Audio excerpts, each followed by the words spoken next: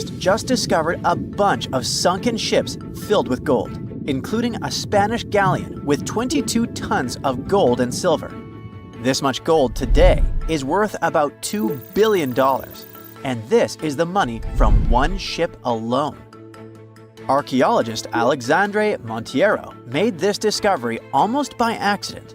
He was studying some documents when he found some information about a ship that went missing in 1615, and he decided he wanted to find it. After many years, Alexandre found not just this specific ship, he actually discovered 8,620 shipwrecks in the waters of Portugal alone. Out of this number, 250 are gold-filled shipwrecks, a discovery that would make any Jack Sparrow shake in his boots. Most of these ships went down for boring reasons like the weather, but sometimes they were destroyed in battles, which may or may not have been super epic. They were carrying gold and other treasures from the New World to Europe, and of course, everyone wanted a share. Alexandre had been studying historical shipwrecks for 30 years now, so he has discovered many ships that went down in somewhat glorious ways. In 1816, for example, a ship of one of the richest men in Portugal sank in Australia, with an insane amount of 66,000 silver coins. This was the first ship from Portugal to ever plunge in the waters of Australia.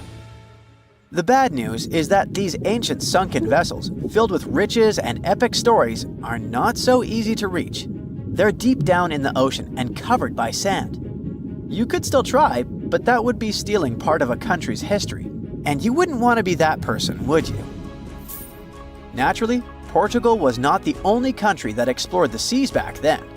The coast of Europe is packed with sunken ships filled with gold. In fact, there are about 1 million historical shipwrecks underwater right now, and the treasures abandoned under the sea might be worth around $60 billion. It's an insane amount of money, but let me tell you that these gold-filled sunken ships aren't really worth the hassle.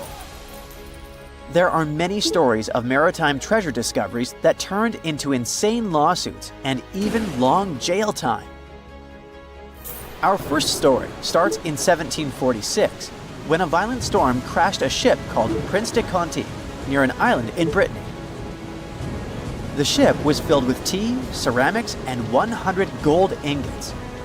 Of course, the owners of the ship tried to save the loot, but if it's not easy now, imagine how it was back in the 18th century. It took more than 200 years for the vessel to be found. It finally happened in 1975, when a group of French men discovered it and decided to take pretty much every valuable thing they could find. Now, I said these things were not worth the trouble for a reason. In France, if you find anything that can be historical, you must declare it to the local authorities within 48 hours. Fail to comply, and you will be committing something known as a crime. To be fair, our French friends here did declare their findings, but only the corroded cannons from the ship. And the gold? Well, they sold it.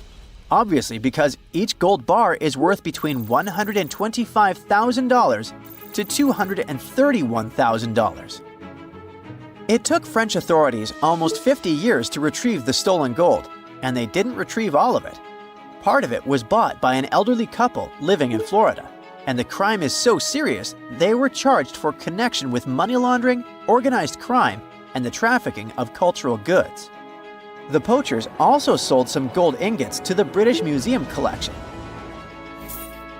Now, let's go back to the 1850s, when a steamer called SS Central America traveled from Panama to California and back again. This was during the California Gold Rush, a time when 300,000 people moved to California to dig for gold.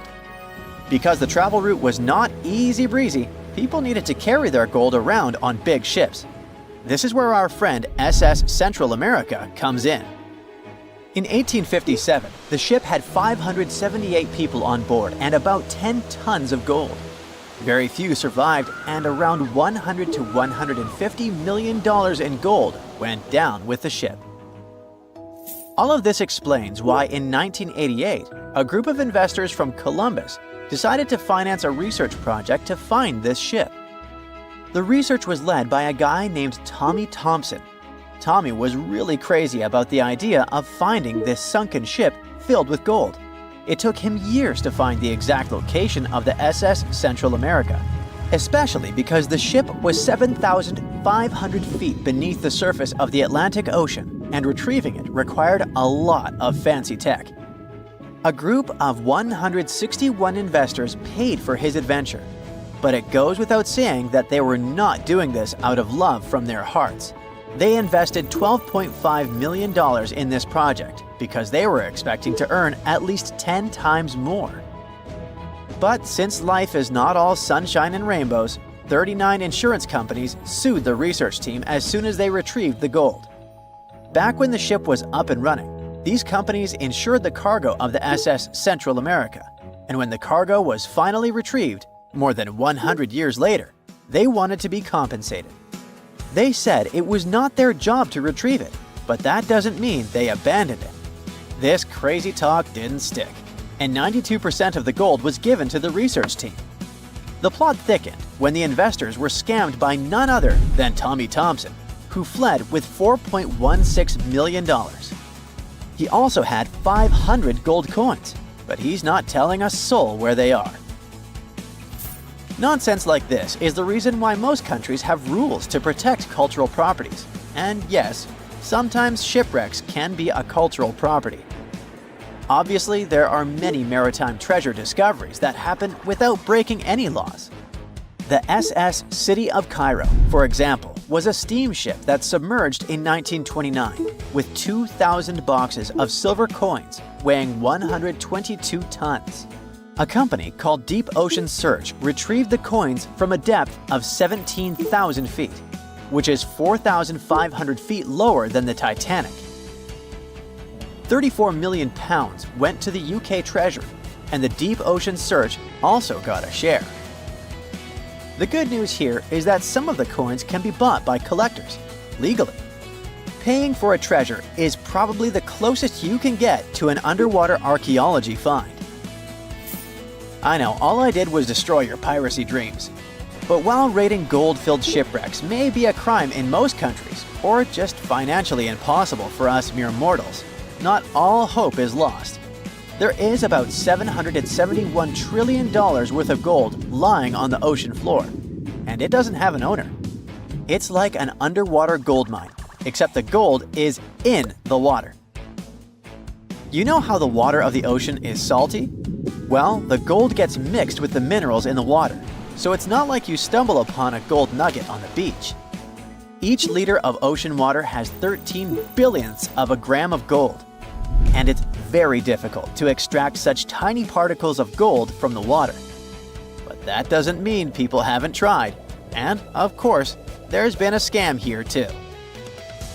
In the 1890s, a guy claimed he had invented a thing that would suck gold from the seawater. When he got enough money, he fled the country with the cash. If you really want to get some gold, you could try to extract it from the Earth's core, which has 1.6 quadrillion tons of gold. There's 16 times more gold in the Earth's core than what humans have mined in the whole of history. No hoax involved here, because nobody has dared to go down there yet. With archaeologists discovering gold-filled sunken ships out and about, maybe we can make our own maritime treasure discoveries, or at least save enough money to buy some silver coins. Strange things occur in the cold waters of Antarctica. One of these things happened to a ship called Jenny. It was a small schooner whose history began in 1822. The boat and its crew set sail and disappeared a year later. For 18 years, the ship was considered sunk. People forgot about it, but in 1840, the vessel reminded the world of itself. That year, the whaling ship Hope sailed through the Drake Channel in Antarctica. The crew members noticed a ship among icebergs. It was the schooner Jenny. It was floating slowly in the dark, with no signs of life. The captain of the Hope, Mr. Brighton, gave the order to approach the mysterious vessel. They thought it was some creepy ghost ship, but as they came closer, they noticed crew members on the deck. The sailors of the Hope called out to them, but received no answer. This time, it became clear that something terrible had happened to the Jenny. When Brighton boarded, he realized that the Jenny crew members weren't missing. They were here. Frozen people stood like statues. Brighton went down to the lower deck and found the captain. He was sitting frozen at the table, holding a pen. Brighton looked at the logbook. The last record was made on May 4th, 1823. The captain wrote that he was the only living member of the crew. They spent 71 days without food. It seemed that the ship got lost in the sea because its captain went off course or sailed into an iceberg, but no one knew for sure. After that, nobody ever saw the Jenny again. According to rumors, the crew of the Hope abandoned the frozen ship and left it to drift in the cold waters.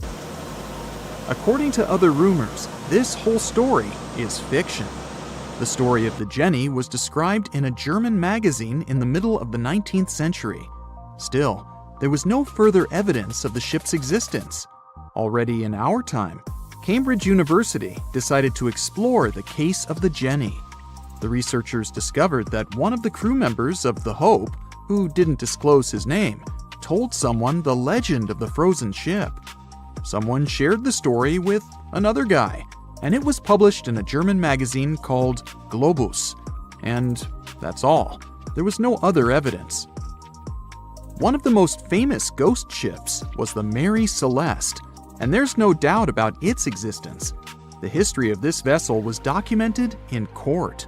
People wrote about it in newspapers, but the most exciting thing is that the ship continued to be used even after 10 people disappeared from its deck. The history of the Mary Celeste began in Canada in 1861. When it was first built, the ship was called the Amazon. It changed captains several times, and it also hit some rocks. The boat was sold, bought, then sold again, repaired, and sailed under the name Mary Celeste. In 1872, it had a new captain, Benjamin Briggs. He was a decent, brave man with a lot of experience in navigation. He had a beloved wife, a daughter, and a son. When he went on his last voyage, he took his wife and daughter with him, and his son stayed in America.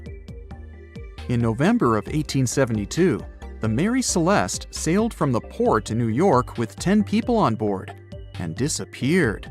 8 days later, another ship, the Dei Gratia, also left New York and followed the same route. Dei Gratia's captain, David Morehouse, noticed the Mary Celeste and immediately realized something was wrong. The ship was moving too freely, as if no one was controlling it. The captain tried to contact the crew members, but no one answered him. Then, together with other sailors, he climbed aboard the Mary Celeste. The ship was in good condition. There was no damage. The hold was slightly filled with water, but it could be easily pumped out. Everything seemed fine, but one lifeboat was missing. The crew members' valuables were in their cabins. The cargo was in the hold. The supplies of water and food were untouched. Judging by the records in the logbook, the ship was caught in a storm, but it was not too strong. Other ships also sailed through this storm, but nothing bad happened to them. The last record was dated November 25th, and it claimed that everything was fine. The sails of the Mary Celeste were slightly damaged, but perhaps it happened after the crew had disappeared. The whole ship was in excellent condition, but what made the people leave it? Part of the crew of the Dei Gratia stayed on board the Mary Celeste to bring it to dry land. Everything went well. They delivered the ship to the closest port. Next, the captain of the Dei Gratia appeared before the court and told about what had happened. However, the prosecutor and the judge didn't want to believe in the story of the Mary Celeste. They were sure the captain got rid of the ship's crew to get money for its cargo. According to the maritime laws of that time, if you found a ghost ship with valuable cargo, then a substantial part of this cargo belonged to you. So, many people thought that David Morehouse decided to earn some money. This version seemed to be more valid than the one about the mysterious disappearance of 10 people. Fortunately, no one accused the captain of committing a crime. They thanked him for his service and gave him a monetary reward. However, his reputation was damaged, which greatly affected his career, as many believed he attacked the crew of the Mary Celeste. But even after this terrible case, trial, and investigation, the story was not over. The Mary Celeste was still an expensive and efficient vessel. It sailed several times, but then one captain crashed it into the reefs to get insurance. The court revealed this deception and accused the captain of intentional property damage. The story of the Mary Celeste became famous all over the world. People began to build their theories, realistic and not. Someone believed the ship had sailed through the Bermuda Triangle, but this version was quickly refuted, as the route of the Mary Celeste passed thousands of miles away from the Bermuda region. Did the Kraken or another giant monster attack the ship? Nope. Since the boat was found in almost perfect condition, there were no signs of a struggle. One of the most popular versions was that the crew of the Mary Celeste stole some valuable cargo and sailed to Spain on the rescue boat. However, those who knew Captain Benjamin Briggs said he was a good, honest man. Besides, he had a son in New York, and Briggs would never leave him.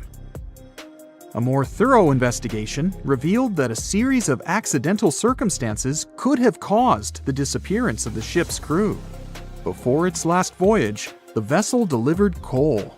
Perhaps the pump intended for pumping water got clogged with coal after that, and when the ship got into a storm, the hold filled with water and the pump broke. The captain couldn't understand the amount of water because numerous barrels in the cargo hold blocked the view. Benjamin Briggs assumed it was dangerous to stay on the ship during a storm, so he evacuated with the passengers on a lifeboat. Perhaps they were close to land and decided to sail there, but the storm intensified and overturned the boat. Also, one record in the log journal said that the chronometer was faulty. It was a device that helped to determine your location at sea using longitude. Briggs got lost and didn't know which way to sail. The storm was strong, and he couldn't determine whether the ship would sink. Perhaps Briggs decided to leave the ship in a rescue boat when he saw the coast of the Azores. The uniqueness of this ghost ship case is that, unlike many others, you can investigate it yourself. There's a lot of information about the Mary Celeste on the internet. There are documentaries and research articles. Perhaps you'll be able to notice something that others haven't seen and solve the mystery of the disappearance of 10 people. What is a boat doing in the middle of a desert? You would expect to find a seagoing vessel closer to shore. This is the question archaeologists had been asking for decades. In 1988, there was a storm near one of the most important archaeological sites in ancient Egypt. A wooden structure emerged from the sand. It was hollowed out by termites. Scientists were determined to solve its mystery. In 2000, they began excavating the site near Abydos, Ubidos. An American team of experts soon discovered a boat that was 70 feet long, and it wasn't alone. In total, there were 14 boats neatly resting next to each other. It was impossible to completely dig out the boats because of their poor condition. Luckily, the wood was preserved enough to get a sample. Analyses revealed that the boats were around 5,000 years old, the oldest fleet in human history to this date. The time of their construction predates the pyramids at Giza by half a millennium. Each ship of the fleet rested in a vault that matched its dimensions. The room was roughly a third of the size of a tennis court. It had mud brick walls that featured more than 120 drawings of boats. Ancient Egyptians incised them on whitewashed walls that were excellently preserved. Scientists have known about these mysterious chambers for well over a century. 1901, 1902. A British archaeologist, Arthur Weigel, stumbled upon a strange structure west of the River Nile. His team caught a glimpse of the interior walls. Sadly, a section of the roof collapsed, so they had to call off further exploration. Researchers abandoned the site, but its location remained on the maps. The boat's position first led scientists to think that they rested on a bank of the mighty Nile. But there was a problem with this theory. Today, the river flows almost 7 miles west of Abydos. Further studies of the surrounding terrain showed the Nile didn't change its course throughout history. Also, if the boats floated near a dock, they would be in unstable positions. The 14 vessels at Abydos were perfectly parallel to each other. There was only one conclusion possible. Someone had deliberately placed them like that. They must have gone through a lot of effort. Each boat had enough room for up to 30 rowers. These vessels could really float. They weren't models, but scholars still don't know if they actually sailed any body of water in ancient Egypt.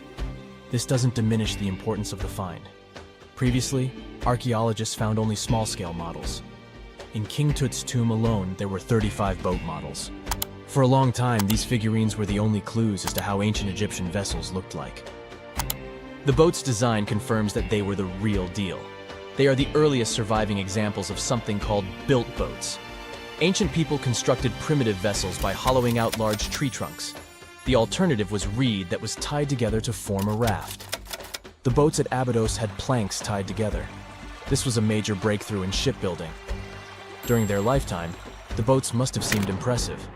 Timber was a valuable commodity at the time. There was no wood in the desert. Cedar had to be imported from Lebanon. The only person who could afford such luxury was the pharaoh. Studying the area around the ancient fleet provided more answers. Scientists discovered a mud brick structure where Egyptians worshipped the pharaoh. Its approximate date of construction matches that of the wooden boats. The same bricks out of which this building was made were used to encase the fleet. At the time of their construction, the rooms they were stored in had a ceiling. That's the section that archaeologists stumbled upon in the early 20th century. Just like mummies and coffins, these marvelous ships rested inside splendid vaults. The exterior of these rooms was also impressive. The outer walls originally had a plaster of white limestone.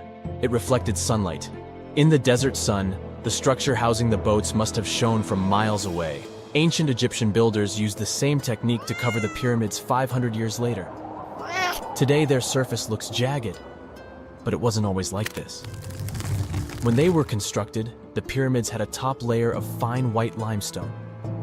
Their surface was smooth and it gleamed in the sunlight. Instead of stairs, the outer layer of the pyramids was more of a sleek ramp.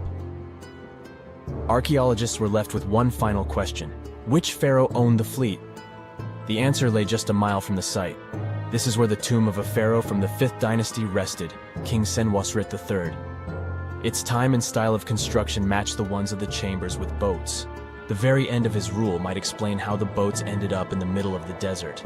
The pharaoh probably passed away in northern Egypt. Then his body was transported down the Nile to Abydos in a marvelous procession of decorated boats. The vessels were later lowered to chambers near the final resting place of their owner. This had a symbolic meaning. In the ancient Egyptians' belief system, ships played a key role. Their supreme deity was Ra. He traveled through the sky during the day in the form of the sun. At nighttime, he sailed through the netherworld in a solar boat. The pharaoh identified himself with Ra. That's why he needed boats in the afterlife. That was the only way to regenerate himself. Just as the sun rises every day above the horizon. This belief existed for thousands of years. The more famous Pharaoh Khufu also had a ship. Scientists found it in 1954 next to his pyramid at Giza. It is some 4 centuries younger than the fleet at Abydos, but Khufu's ship was almost 2 times longer. The Great Pyramid of Giza and King Tut's tomb are some of the most famous archaeological finds in Egypt. But there are many more secrets hiding beneath the endless sands of the Sahara Desert. Recently, 2020, archaeologists found a lost city there. They have labeled it as the most important discovery since King Tut's tomb, 1922. The city of Aten is some 3,000 years old. Historians hope it will give them a unique insight into the everyday life of ancient Egyptians. The famous archaeologist and Egyptologist Zahi Hawass proclaimed the site a lost golden city. Aten sits some 300 miles south of Egypt's capital, Cairo. It is close to the famous Valley of the Kings. Archaeologists first found sections of mud brick walls that spread out in all directions. They discovered complete rooms with tools of everyday life inside. The research team unearthed a bakery, a residential neighborhood, and an administrative district. They all date back to the time when the Egyptian civilization was the wealthiest in its long history. They were also the first to make objects from iron. In 1911, scientists found a set of iron beads near a village in Lower Egypt, El Girza. These are the earliest known iron artifacts. The discovery is literally out of this world. Ancient people made them by beating into shape a piece of a meteorite. The 9 beads were once part of an ornate necklace. They are now blackened and corroded, which is perfectly normal for a piece of jewelry that is over 5,000 years old. They consist of an iron-nickel alloy. Researchers were impressed by the skill of ancient jewelers who processed the beads. Their craftsmanship is more impressive when you think that they didn't know the stellar origins of the material. The Great Pyramid of Giza also has a remarkable feature. An international research group investigated the electromagnetic response of the structure to radio waves. They found that the pyramid has the ability to concentrate electromagnetic energy inside it. This occurred inside its chambers as well as under the pyramid's base. It contains an underground, unfinished chamber. It seems that the electromagnetic response is connected with the properties of limestone, the Great Pyramid's main building material. The research results might have a practical application. The way solar cells and nanosensors function could be improved by this remarkable find. It's 2018. You get up early in the morning to go ashore and catch some fish. You come to the spot you were yesterday, throw the hook into the sea, and wait. The float is twitching. You've caught some fish, but hey, hello? Why aren't you doing anything? Right now, you don't care about the fish. You're looking at something in the distance. You open your mouth in surprise since you see a huge ship stuck on a shoal. It wasn't here yesterday, so it got here at night. Okay, it'll probably sail away sooner or later. You fish for a few more hours. During this time, you observe the ship and notice no movement there. Is it empty? Boats and the Coastal Service are sailing from the shore to the vessel. You decide to check it out too. You get in your old boat and go there. The mist descends to the water, making the ship look creepy. The colossal vessel is rusty and empty. But where is the whole crew? And how did it get there? The Coast Guard comes on board. They search the hold, the cabins, and the upper deck. There's someone's stuff, some remnants of food supplies, notebooks, and clothes. Everything suggests the crew has disappeared for some reason. Fishers who noticed the vessel first didn't see anyone coming down from the board. No radio signals were sent to the port, and no one reported about the ship. It appeared here from nowhere. The only chance to get any information is to look at the number and name of the vessel. This is Sam Ratulangi, PB 1600. The Coast Guard checks the information, studies the data of all the country ships, and no way. One company built the boat in 2001 in Indonesia. People used it to transport heavy loads across the seas around Asia. The ship had been properly operating for 8 years. People were delivering industrial goods to different points in the region, but something went wrong. In 2009, Sam Ratulangi was sailing near the coast of Taiwan, and that's it. There were no further records about it. There were no reports in any port. Everyone thought it must have drowned, so no one had been looking for it for years. And then, 9 years later, it appears here, big and rusty, off the coast of Myanmar, without sailors, without fuel. An investigation starts.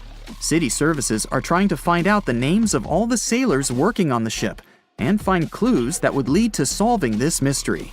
They also hope the ship owner will appear soon. They find 2 tow ropes on board. This means that some other ship towed Sam Ratulangi to this place. Then they identify and find 13 crew members. These people say they wanted to reach the factory in Bangladesh to repair Sam Ratulangi. Another vessel helped tow the ship, but then 2 cables tore off, and a storm began. No one wanted to stay on board during such weather, so the crew members left it. No one knows what the ship has been doing for the last 9 years, and how it was possible without people on board. And here's another, much more mysterious ship story. On February 16, 2020, locals found a large cargo ship stuck on a rocky shore off the coast of an Irish village. The boat looked rusty, with holes in the hull and rotten parts. People hadn't seen this vessel the day before, so it appeared there at night. The last time people saw the Alta cargo ship was a few months earlier, thousands of miles off the coast of Ireland. That day, the Alta was sailing in the waters of the Atlantic Ocean. Another ship, the MS Protector, noticed it. MS Protector crew members tried to contact the ship, but received no response. The people on board realized that they were facing an empty vessel. And then, 5 months later, it appeared near the coast of Ireland. There are more questions than answers in this story, but we managed to find something out. In 2015, the Alta appeared and disappeared from the radar several times. Any ship has an internal tracking system, so people can track its route using satellites. But Alta crew members often disabled this system. Perhaps they were engaged in some illegal activity. Anyway, in 2017, the ship often sailed between the ports of Greek islands.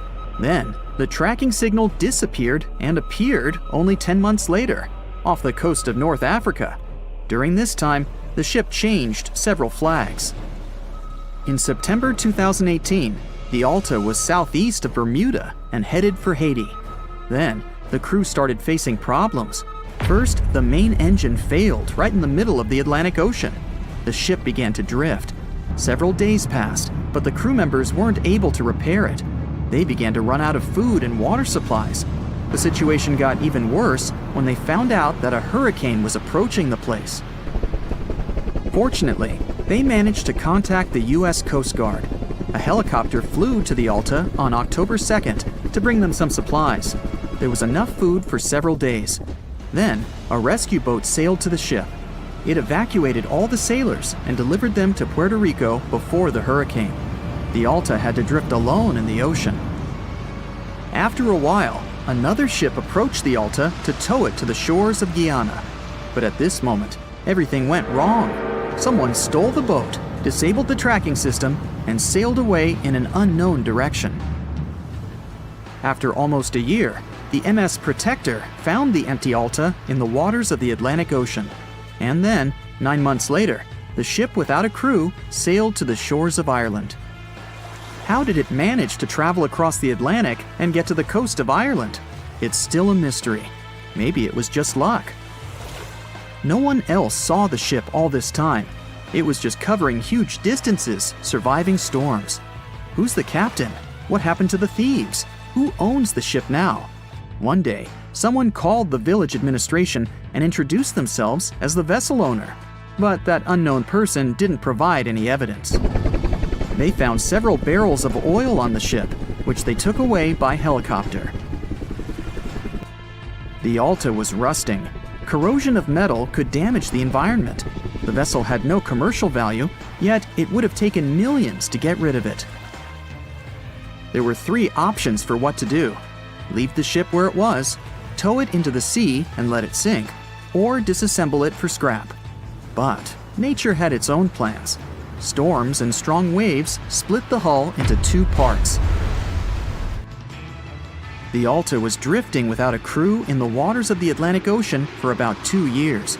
But this is nothing compared to a ship that was traveling for 38 years. The record belongs to the SS Bechimo. It was a merchant vessel owned by some trading company. In 1931, the ship found itself on the ice off the coast of Alaska. Its movement slowed down. A thick layer of ice blocked the ship, and a strong storm only made the situation worse. The blizzard was so intense that the crew members couldn't see anything but a white veil in front of their eyes. Sailing any further was impossible. The team had to wait for the storm to end.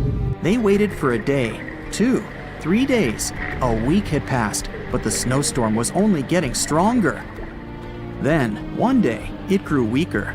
The crew members split into 2 teams. The first team went to the nearest city. The second group, along with the captain, stayed on board.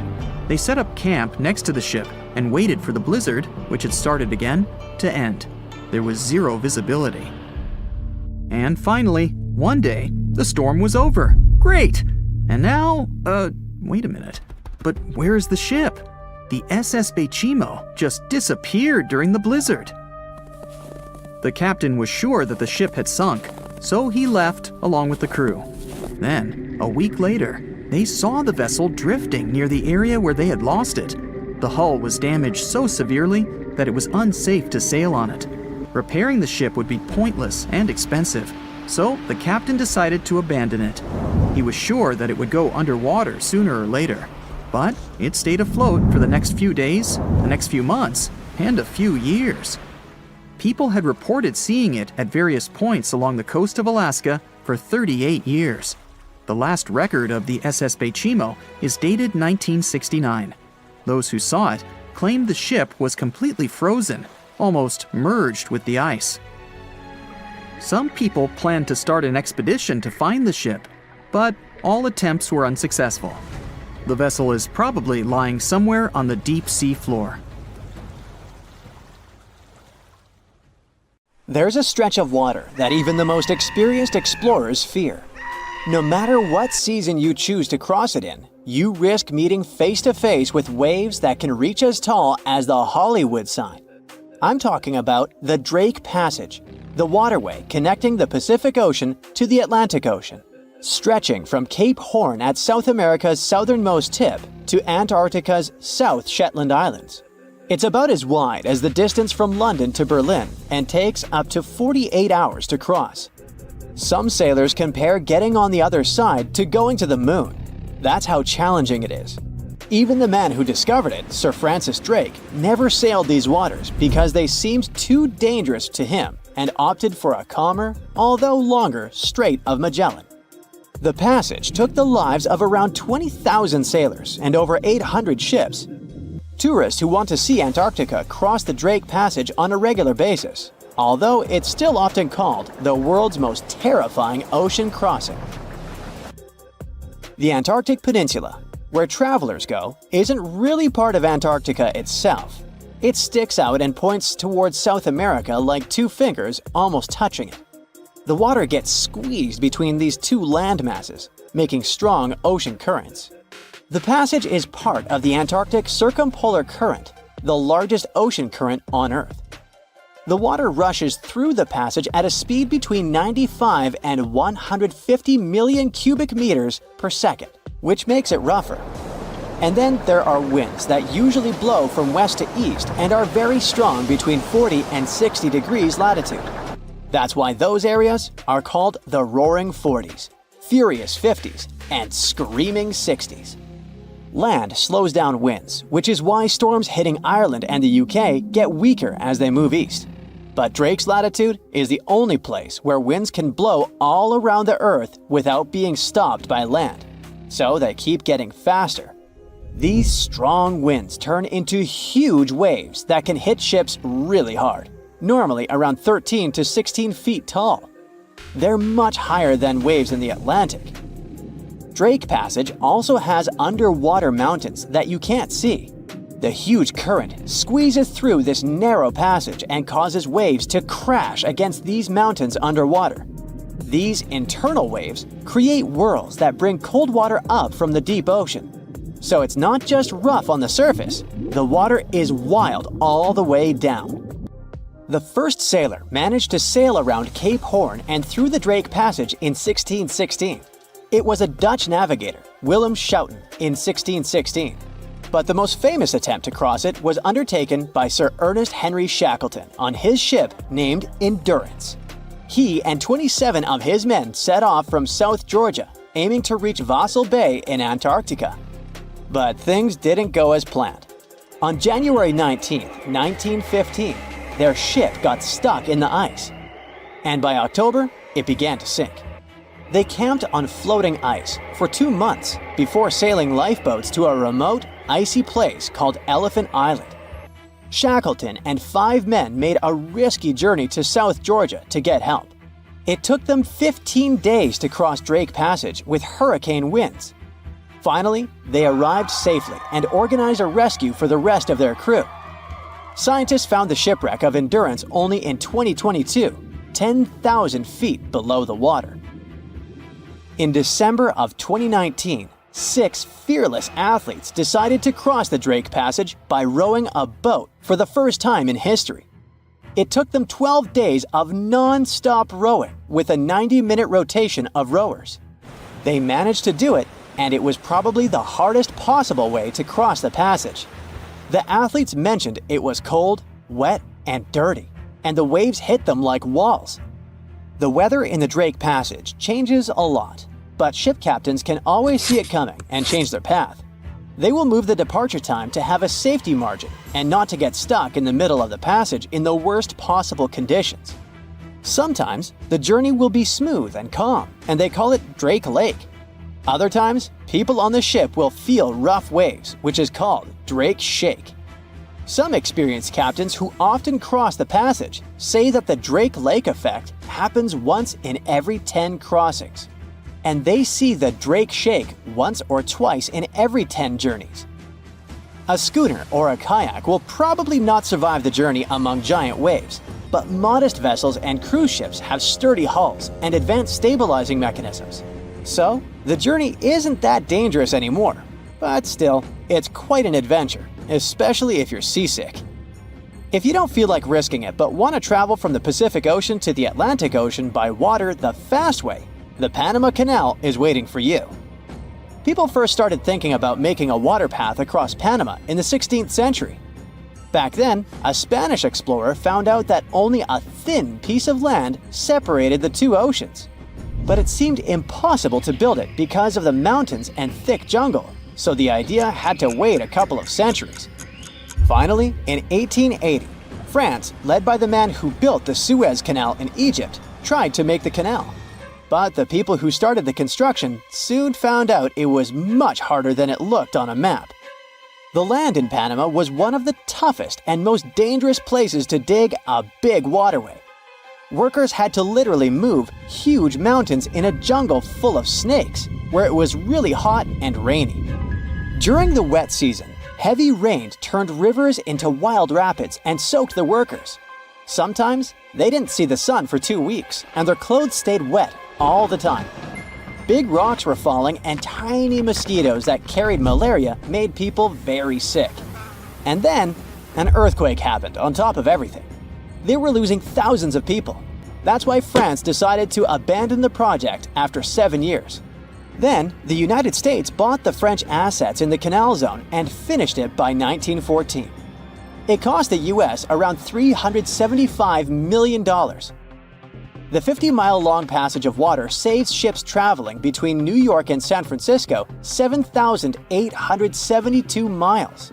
Around 14,000 ships use it every year and pay around $1.8 million in tolls. So it looks like it all paid off. Another challenging waterway in this part of the world is the Amazon River. It's around 4,300 miles long and flows through 3 countries with over 30 million people living in its basin. But there isn't a single bridge across it. The river has many marshes and soft soils, so engineers would need to build very long bridges and very deep foundations, which costs a lot of money.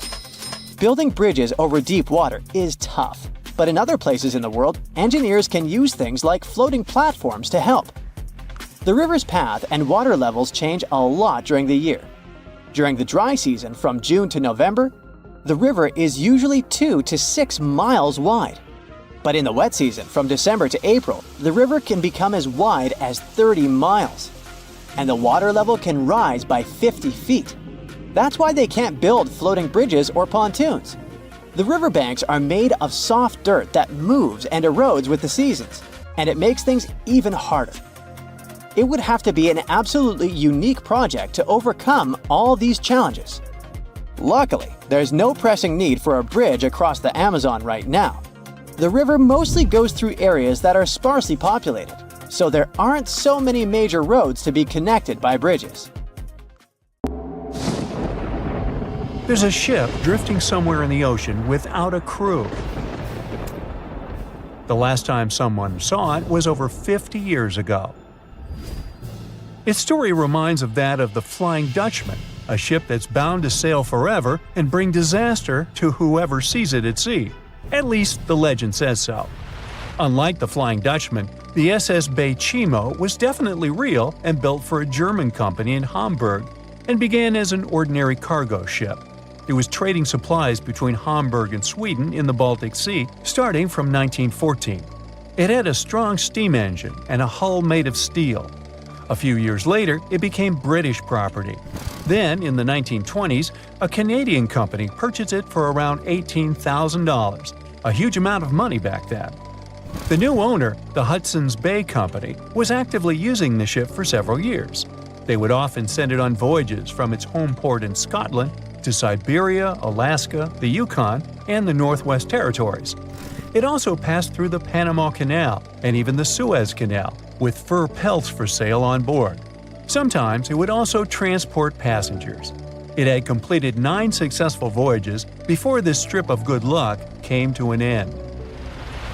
Starting from the 1930s, SS Bay Chimo would have trouble with ice and storms. When it first got trapped in ice in October of 1931, some of the crew managed to escape to Alaska. 15 of 22 sailors decided to stay with their vessel and try to save it. They had furs and other valuable cargo worth around $58,000 aboard. The company sent them supplies to survive the winter. They set camp near the ship out of the hatches, tarpaulins, and other materials, and offloaded the cargo.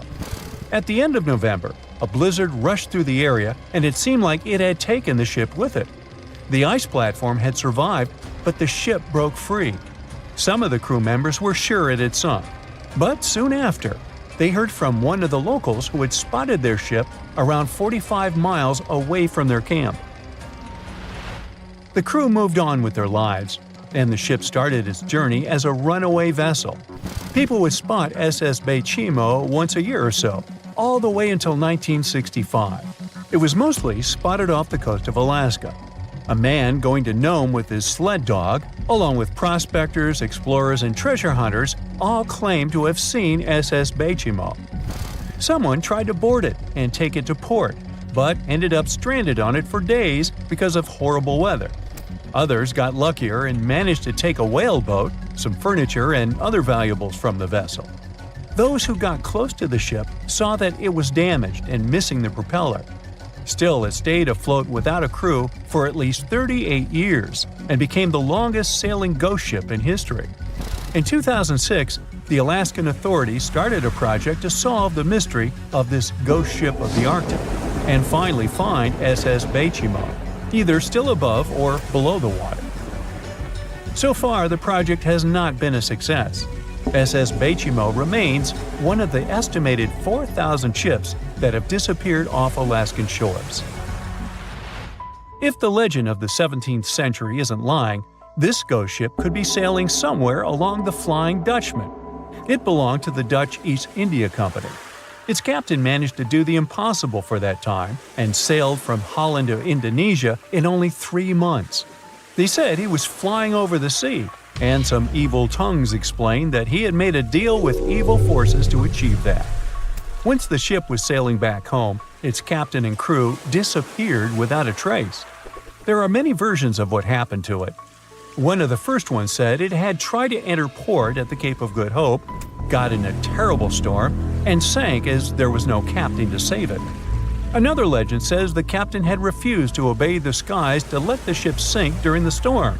A scary life form then struck the boat and the crew, and it was condemned to forever wander without rest. Many sailors claim to have spotted the Wandering Dutchman. The Duke of York, who was to become King of England, mentioned having seen it in Australian waters. Right after spotting the ship, the man who saw it first fell from the top of the mast and didn't survive. There were more encounters with this legendary ship up to the middle of the 20th century. Ships would nearly collide with it as the Flying Dutchman jumped out of the blue. Scientists have a more logical explanation for this mystery: Fata Morgana, not to be confused with Hakuna Matata. Now, when you're out at sea on a hot day and the air is all wavy, it feels like when you look at the road on a scorching summer day. That's because of something called atmospheric refraction. When light passes through different layers of air with different temperatures and densities, it bends and twists. Sometimes, under certain conditions, This bending of light can create really bizarre optical illusions over the ocean, like sightings of the Flying Dutchman. The Fata Morgana phenomenon can make distant objects appear distorted, stretched, or even lifted above the horizon. So you can see a ship far away, but because of the way the light is bending, it will look like it's floating above the water or even disappearing and reappearing. A Fata Morgana is most commonly seen in polar regions, especially over large sheets of ice that have a uniform low temperature.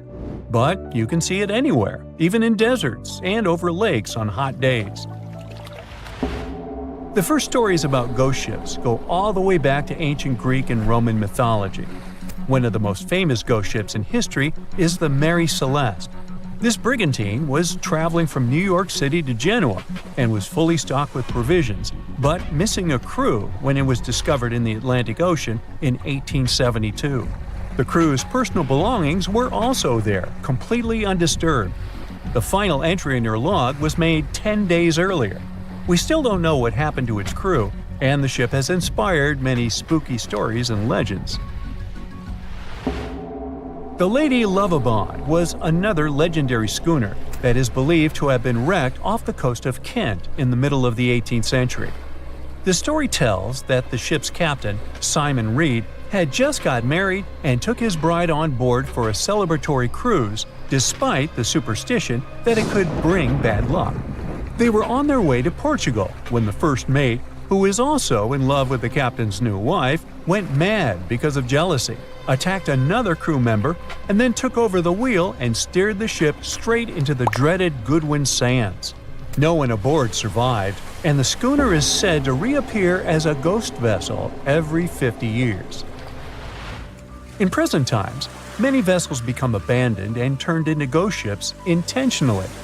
There are thousands of them floating in U.S. rivers, lakes, channels, and coastal waters. Some people lose their boats in storms and other extreme weather. Others have to abandon their boats because maintaining them can cost 10% of the boat's price. Plus, docking a vessel can add up to several $1,000s every year. Most boats have been made of fiberglass, so an owner can't just recycle them as scrap metal. So, once they want to get rid of it, they often tie it to a dock and sneak away, or leave it floating far away from the shore, or just try to sink it. When ghost ships sink in shallow waters, they can cause damage to coral reefs, mangroves, marshlands, oyster habitats, and wetlands. Plus, they can collide with unsuspecting regular ships and cause real trouble. So, don't do that. Enough said. Have you ever wondered how containers on a cargo ship remain intact throughout the whole journey? Let me answer this question and tell you about other cool ship facts. Meet Unsinkable Sam. Sam's goal was to prove the saying, "Cats have 9 lives." This animal survived 3 ships sinking. He was originally named Oscar, but got nicknamed Unsinkable Sam. You probably get why. The first time the ship he was traveling on sank, Oscar was found by the crew of another ship when he was floating on board. He remained on that ship for a couple of months, but then the vessel also sank in 1941. The cat was then saved by another ship. The crew there had heard the story of the animal and called him Unsinkable Sam. His marine journey ended when the crew sent him back to the UK. The story checks out, but some people question whether it's true. Sailors had to spend months on their ships, so it was natural that they told strange stories or believed in superstitions. One thing is clear though, sailors loved cats and welcomed them on their ships. Besides being cute floofs, cats were very effective in terms of hunting rodents. You can take it as you wish, a hoax or a true story. I'm leaving Sam in the 40s and returning to the present day. How come ships have internet in the middle of nowhere? Since there are no towers or cables around, satellite connection steps in. Satellite services provide direct internet connection via hardware installed on the ship. This hardware is a must. It's not as cheap as our home Wi-Fi. The installation charges for the entire ship's internet are around $600. And the price of the hardware depends on such things as the size of the ship and how much internet it's going to use. This is not the only option. Wireless devices are also popular. Yet they can access the internet only when they're close to ports or other places where networks are available. The Titanic was a giant luxurious hotel for some of its passengers. You may have heard that it had lots of amenities you could use, even its own newspaper. Yep, it was called the Atlantic Daily Bulletin. It was published on the ship. The paper had news articles, advertisements, and the latest stock prices. It also mentions daily menus, horse racing results, and society gossip. Where ships get fuel is also a good question. There aren't fuel stations floating in the ocean. Bunkering is the answer. Ships use different kinds of oil for different purposes. Bunkering is loading fuel onto a ship. This process takes place at ports. The storage and provision of the ship fuels can be made by tankers. Currently, Singapore is the largest bunkering port in the world. Imagine you're on a cruise ship and you need to use the toilet. What happens after you flush? The sewage goes to a place called an onboard treatment plant. There, the waste is filtered. Then it moves to another chamber. This chamber cleans the waste and sterilizes it. Lastly, the waste is dumped into the ocean when it's clean enough. Those substances that don't go through the filter are kept on the ship. A ship gets rid of them when it arrives at a port. Speaking of toilets, I must mention that wastewater is color-coded on cruise ships. Every person on a cruise uses 40 to 50 gallons of water each day. That's why there might be too much wastewater. So, over the years, some solutions have been found to reduce this amount. Water is coded as black and gray. Black water goes from toilets, and gray water comes from the laundry, showers, kitchens, etc. Basically, it's thought that gray water waste is cleaner than black water. Why are ships so slow? It's related to power. Water has a drag force, and it affects ships. Imagine yourself swimming in the ocean. It takes effort to swim forward because of the water resistance. A smaller ship wouldn't need that much power to push itself forward. But huge cruise ships need a lot of power because they're heavier.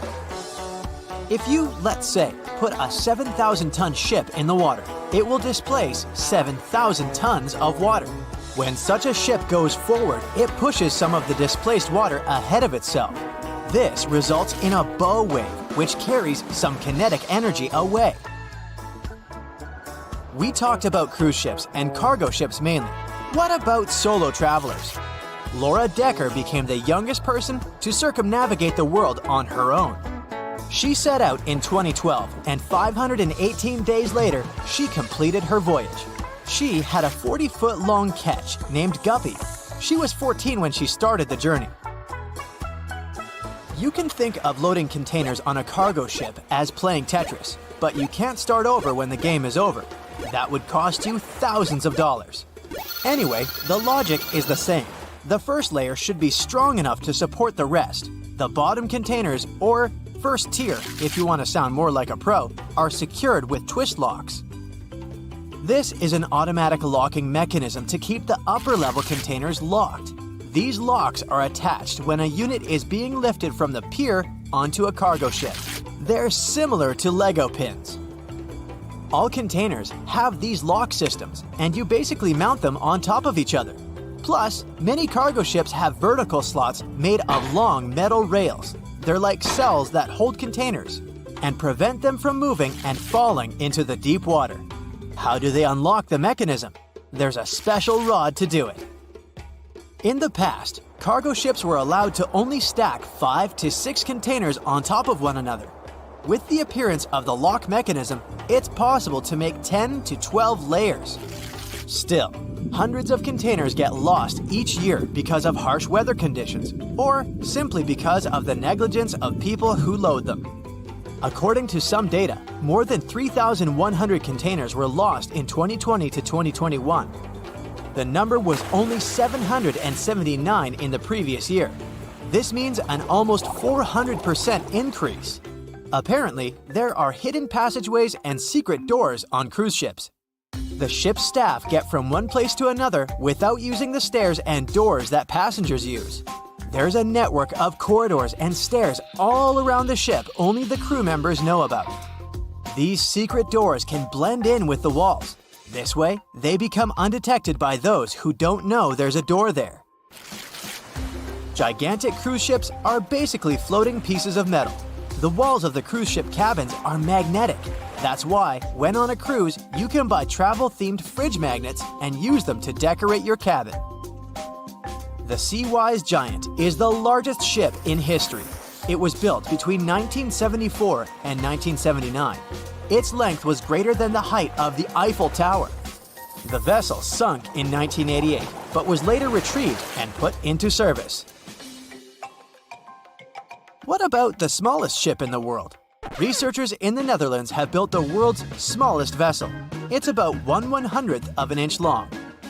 To put it in perspective, this is about 1/3 the width of a strand of your hair. They built it with the help of a 3D printer. Do you know that some people have residences on ships? Yes, sounds like a dream, if you like the water, of course. Residents permanently live on a ship as it travels the world. MS The World is an example of a private residential cruise ship. The residents can live on board as the liner travels to exotic destinations. They can stay there full-time or come back periodically during the year. Since the UK is an island nation, things it imports have to be delivered by sea or by cargo planes. The number might surprise you. 90% of everything they buy arrives at their ports by sea.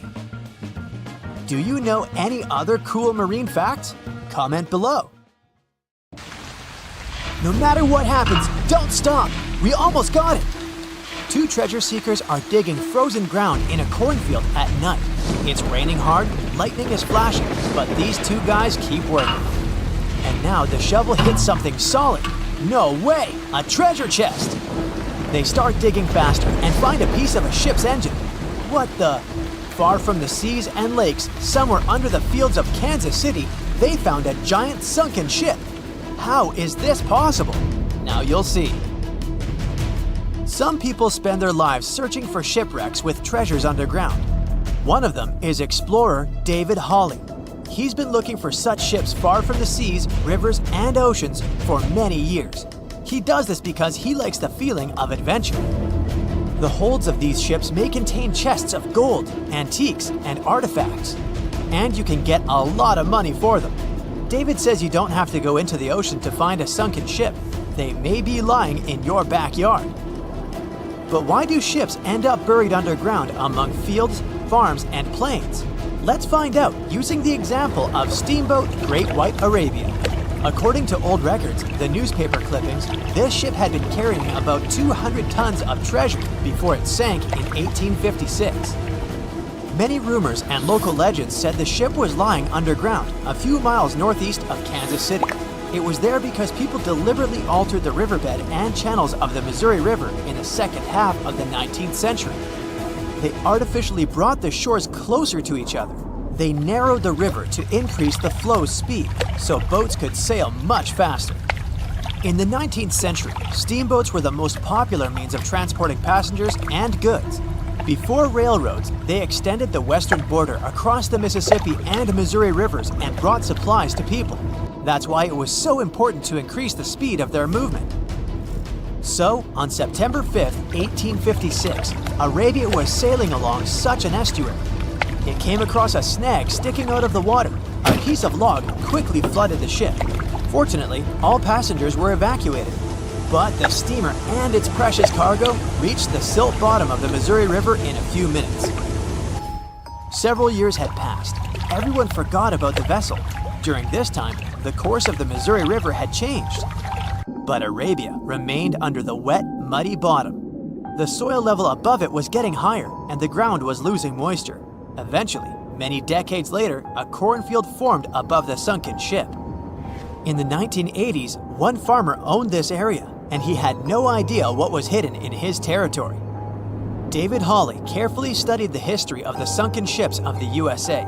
He knew that hundreds of steamers had gone underwater all over Missouri, but most of all, he was interested in Arabia, as there were rumors that it was filled with gold and other valuable things. The territory of cornfields in Kansas was vast, but David Hawley knew how to search properly. In 1987, He started working, first together with his brother and father. They collected all the clippings from old newspapers they could find. They were looking not only for information about the steamer, but also for maps of the Missouri River. They tracked its historical changes, checked the dates, and identified a large area where the steamer sank. Next, they used electromagnetic testing and other geological stuff to study the soil and find the right place. They searched for differences in ground moisture and density. Then, they went through the territory with powerful metal detectors. And so, by the fall of 1988, they had determined the location of the steamer. Arabia was the size of a football field. This gigantic vessel lay 45 feet underground, 4 stories down. But before they started excavating, they had to ask the owner of the cornfield for permission. For the farmer, this news was a big surprise. He agreed, on the condition that the excavations would be completed by spring so that he could sow a new crop. Digging a giant ship in winter is much more difficult and expensive than at other times. It includes additional equipment, electricity, and heating costs. The team worked day and night. They financed the excavations out of their own pocket. Each invested more than $10,000 and took out a bank loan. Finally, they noticed the first details of the ship. The shovels hit the huge engine boilers and the deck. The goal had been achieved. Most of the cargo lying inside the sunken ships is covered with rust, shells, mud, and is badly damaged. The contents of Arabia were in excellent condition, considering that the ship had sunk 130 years prior. Unfortunately, they didn't find the chests of gold. Still, they got several tons of other valuable cargo, household items of people who lived in the middle of the 19th century. It was a time capsule. The ship was carrying supplies for hundreds and thousands of people, and all these things were perfectly preserved. For example, they could clearly see the brand stamp Goodyear Rubber Company on one rubber shoe. The longer the excavations continued, the more things David and his team found. In the barrels, they found plates from the 19th century. They were intact and usable. Also, there were clean clothes, thousands of pairs of shoes, harpoons, frying pans, and umbrellas. The ship was carrying cargo to supply about 16 small towns. Yes, it's not gold, but such artifacts are also precious. The contents of the ship could be worth millions. However, the crew wasn't going to sell these things. They made a museum on the site of a former fruit market in Kansas City. If you go there, you will immediately feel like you're in a department store of the 19th century. There are thousands of items in good condition. Even the matches here are dry enough to light up. It took David many years to present the entire collection from the steamship. He values each of the items and doesn't want to sell them. Anyone can come here, pay for a ticket, and find themselves in the past. Who knows, maybe there's an old ship hidden in your backyard too. Geologists found an older vessel in the hot desert of Namibia in 2008. This ship sailed back in the days when pirates scared sailors on the seas, and now it's inside a dried-up lagoon. The ship sailed from Lisbon in 1533 and disappeared with the crew near a small diamond mining town. After almost 500 years, the hull had been badly damaged. Only the carcass of the ship remained, but the treasure hidden inside the vessel stayed intact. They carefully studied the boat for a long time, trying not to ruin anything. And then, 5 days later, they found a big old chest in the hold. Carefully opening it, they found gold coins there. Thus, the cost of the ship was estimated at about $10 million. The exact cause of the shipwreck is unknown, but experts believe the ship was destroyed by heavy cargo and bad weather. It went to the bottom of a lagoon that later became a desert. Some find an airplane in their backyard, others discover a ship, and one man found a passage to an ancient secret city in his house. This happened in Turkey in 1963. The owners of the building decided to make repairs. He went to his basement and knocked down the wall to turn this place into a living room. And so, behind one wall, he found a tunnel leading underground. The man thought it was some kind of a secret chamber. He went down there and realized it was something much more than that. It was an ancient city 18 floors deep. People built it in the years 780 to 1180 as a refuge from weather disasters and the invasion of enemies. This place also includes many underground tunnels that stretch for several miles in different directions. People could get to the town from different points using secret passages leading to these roads. The city can accommodate about 20,000 residents, livestock, and tons of food supplies. Archaeologists have also found a chapel, schools, stables, and public kitchens there. Ships have been around for at least 6,000 years, dating back to ancient Egypt. In the beginning, they were used for trading and exploring. Ships as an attraction became a thing only a bit over 100 years ago, but the first cruise ship wasn't the infamous Titanic as you might think. The first cruise ship that took passengers on a voyage was a German ship called Prinzessin Victoria Louise back in 1900, and it served for 6 years. Modern ships are of course more advanced, but they still have a limited lifespan. They usually serve for about 30 years. A ship much older than that isn't considered safe and stable anymore due to the metal fatigue, most often of the ship's hull. After ships finish their lifespan, they retire and get sent to a shipyard, where they get scrapped. Most famous and beloved ships have a better fate. They get turned into hotels and attractions. Since ships are extremely expensive to build, no wonder that they are so huge, often as long as 3 football fields and as tall as 20-story building. The companies want to accommodate as many passengers as possible, because it means better profits. Also, cruise ship cabins are built separately from the ship, because otherwise there wouldn't be enough space for the construction. They're added to the vessel already in the shipyard, where the ship is put together. Quite often, different parts of the ship are even built by different companies. Voyages are fun, but if you need to get somewhere fast, cruise ships shouldn't be your first choice, because they are very slow. On average, they travel at the speed of just 23 miles per hour. Ships travel way slower than cars and planes, because they move huge amounts of water. Move on the ground and you're fast. Now step in a swimming pool and try to run there. It'll be way harder for you to do, and you'll be way slower, barely moving through. Now keep in mind that you are much smaller than a ship.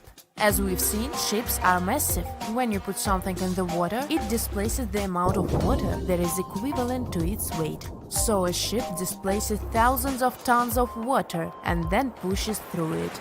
That's why they are slow. Such huge ships sure have big anchors. An average anchor weighs like 4 grown-up elephants.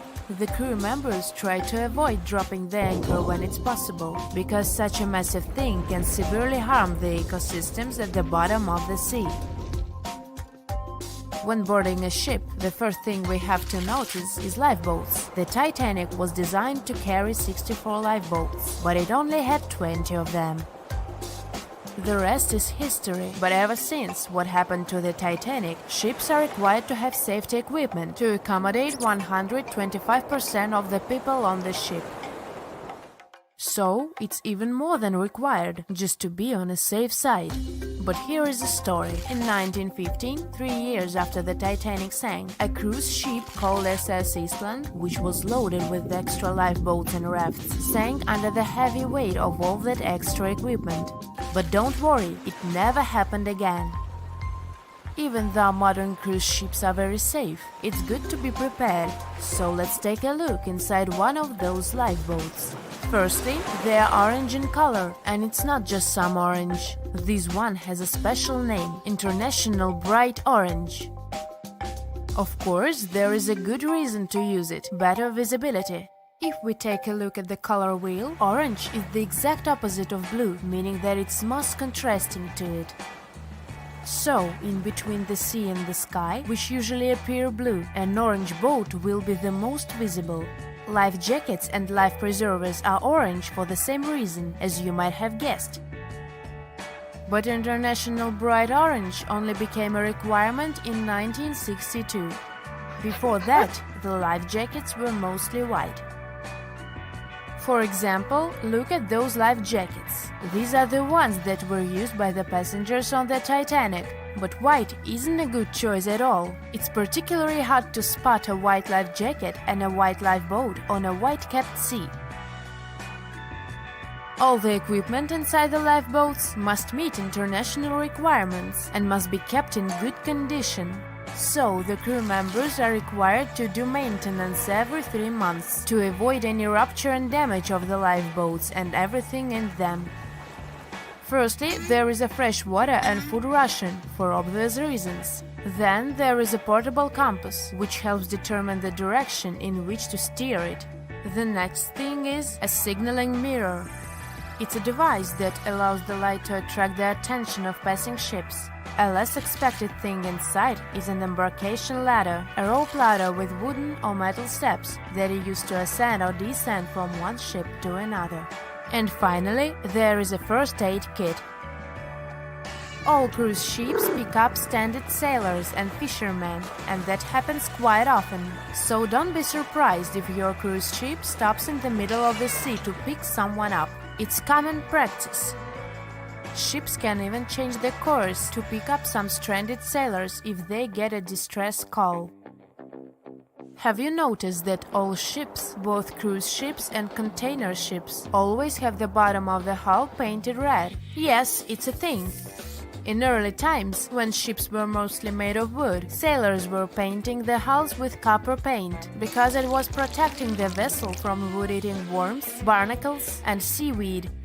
The copper was the ingredient that was giving the paint that color. All this muck wasn't only impairing the vessel's structure, but was also increasing the drag, preventing the ships from moving as fast as they could have.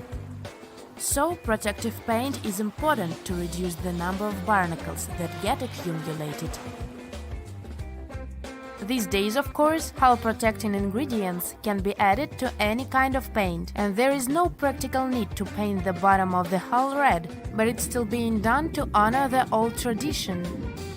Still, even the most modern paint doesn't allow to completely avoid the growth of barnacles on the hull. Also, most ports don't even allow you to scrape those off the hull once you dock. That's because the ships that arrive from faraway waters can bring along non-native species of seaweed and other organisms which can severely harm the local ecosystem.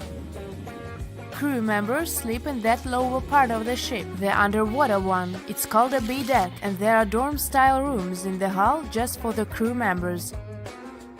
Also, you might have noticed that there are numbers painted vertically on the side of the hull.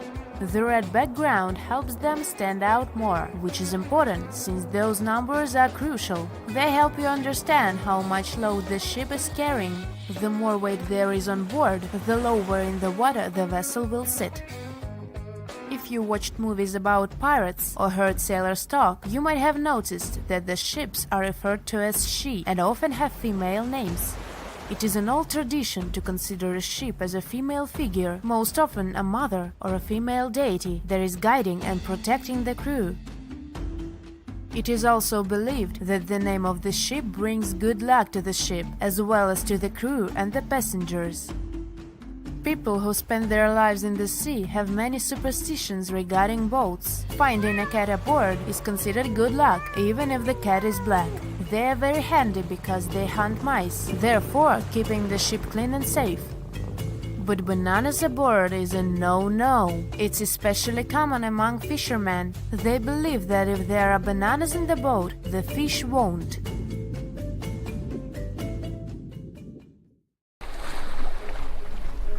The lookout shouts, "Iceberg right ahead!" The Titanic strikes the ice. Water starts flooding in. Third-class passengers are locked up. There aren't enough lifeboats for everyone. Panic sets in. Violins are playing. The ship sinks. Well, we all know the story of the movie Titanic like the back of our hand by now. But what if I told you that Hollywood lied to us? To tell the real story of what happened that freezing night in 1912, we need to rewind a bit. The lookout shouts, "Iceberg right ahead!" Yep, that part was true. Just before 11:40 at night, Frederick Fleet noticed something darker than the sea directly ahead. As the ship got closer, He realized it was an iceberg. The engines were quickly reversed and the ship turned sharply. Instead of hitting it head-on, Titanic scraped along the side of the berg, sprinkling ice on the forward deck. If you remember, in the movie, Jack and Rose are having a romantic moment when they feel the ship shudder after hitting the iceberg. Everything shakes as if they were in the middle of a light earthquake. Some real-life passengers reported feeling something similar after the impact, but according to Titanic survivor Frank Prentice, it wasn't exactly like that. He said there was no impact as such, and it all felt more like slamming on your car brakes. The ship stopped, and that was that. Some people even slept right through the collision, confirming that there wasn't such an abrupt impact. Mr. Prentice, curious about what had happened, left his cabin and went out to the deck. When he got there, all he could see was a little ice on the surface, not the towering iceberg that Jack and Rose saw. But as we all know by now, the real damage happened below the waterline, where the iceberg had a jagged spur that slashed a 300-foot gash in Titanic's hull. Once the crew realized how severe the damage was, they immediately began sending distress calls to nearby ships, asking for help. At some point in the movie, the radio operator goes to the captain and says there is only one ship nearby, the RMS Carpathia, which later ends up rescuing many passengers. But in real life, there were more ships around. It's believed that the SS Californian was only about 23 miles away.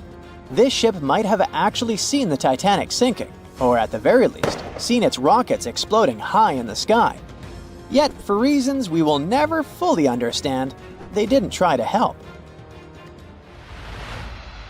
Let's get back to the story. Now, people need to get off the ship. At 12:45, lifeboat number 7 was the first to be lowered. Just like in the movie, women and children were told to go first. But in reality, some women were hesitant and even refused to get into the lifeboats. Mr. Prentice said this happened mainly for two reasons. First, these lifeboats were high and passengers were terrified of the 70-foot drop from the deck to the ocean below. And second, most women didn't believe the Titanic would actually sink. It was called unsinkable after all. So the idea of getting into a lifeboat seemed pointless at the time. This mindset probably explains why Eloise Smith, a first-class passenger, recalled that there was no panic or chaos at first.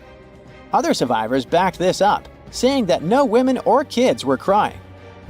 But one thing that was indeed concerning, at least for the crew, was the possibility that the lifeboats might buckle under too much weight. This is one of the theories why the first few lifeboats left carrying only a fraction of their full capacity. Like lifeboat number 7, which only carried 27 people in it, even though it could hold up to 65. In total, Titanic had 20 lifeboats, which could carry about half of the 2,200 people on board that night. But that didn't happen. And now we know the passengers had no idea there weren't enough for everyone. As women were calmly getting into the first lifeboats, musicians headed up to the deck. Their only goal was to play and keep the passengers calm. That's a pretty well-known fact. But the real story is that some survivors said they never saw or heard the band. No violinists whatsoever. It's not like Hollywood misled you though.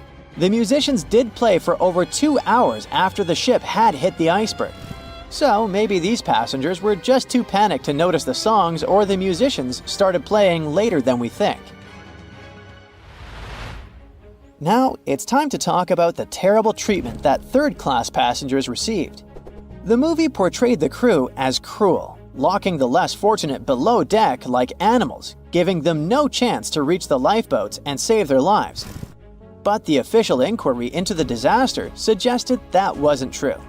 I mean, yes, fewer third-class passengers survived compared to those in first and second class, but there were other factors at play. Many third-class passengers were reluctant to leave the ship, clinging to their belongings, and had a harder time making their way up from the cabins, which were at extreme ends of the ship. Some survivors confirmed that they were not locked up. In fact, it was quite the opposite. Mrs. George Wabi, a Lebanese woman traveling in third class, said that when chaos had erupted, some brave crew members and well-dressed first-class passengers had actually helped her get up to the first-class deck and eventually onto a lifeboat. At first, the Titanic was sinking slowly, bit by bit. Passengers reported seeing the water rising and hearing pops and cracks. Then, there was a loud boom.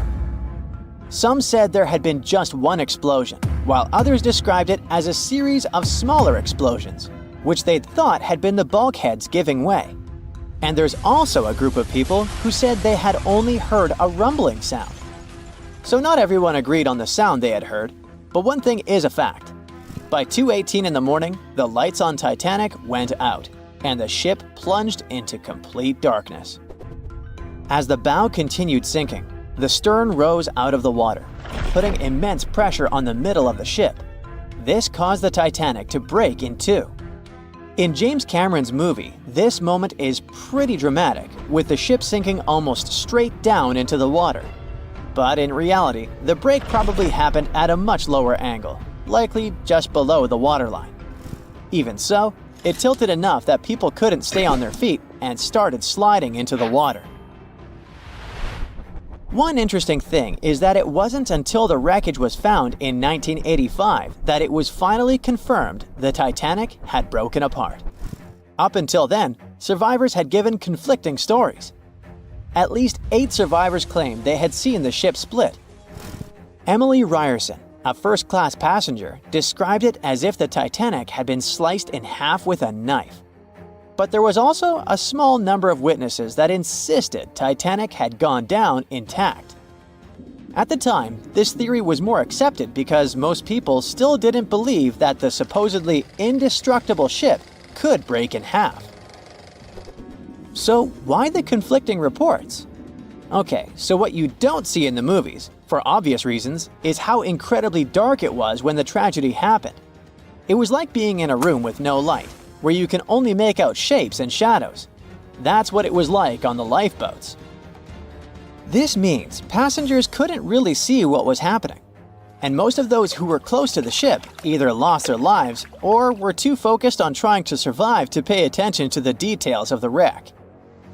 Although James Cameron's film didn't fully capture how terrifyingly dark the disaster truly was, the 2012 TV series Titanic did a better job of showing the pitch-black horror of that night. Even then, the reality was much darker and more terrifying than either of these two productions could portray. April 1912 marked one of the most terrible tragedies in the history of the world. The most unsinkable vessel, the pinnacle of engineering at that time, the huge Titanic, sank. On that dark, moonless night, the ship had many chances to save its passengers. There was another ship just a few miles away that could have saved the Titanic, but it didn't. It wasn't a phantom ship, and it's not some legend or a theory. This is a documented reality. There are records and witnesses' statements confirming this. But why didn't this ship help? Let's find out what happened that night by looking at these events from 3 different points of view. Let's start with the Titanic version. 11:30 p.m. The moon hides behind black clouds. Visibility is bad. Everything is calm on the Titanic. Under the captain's guidance, the communications operator stays in touch with the mainland through the radio.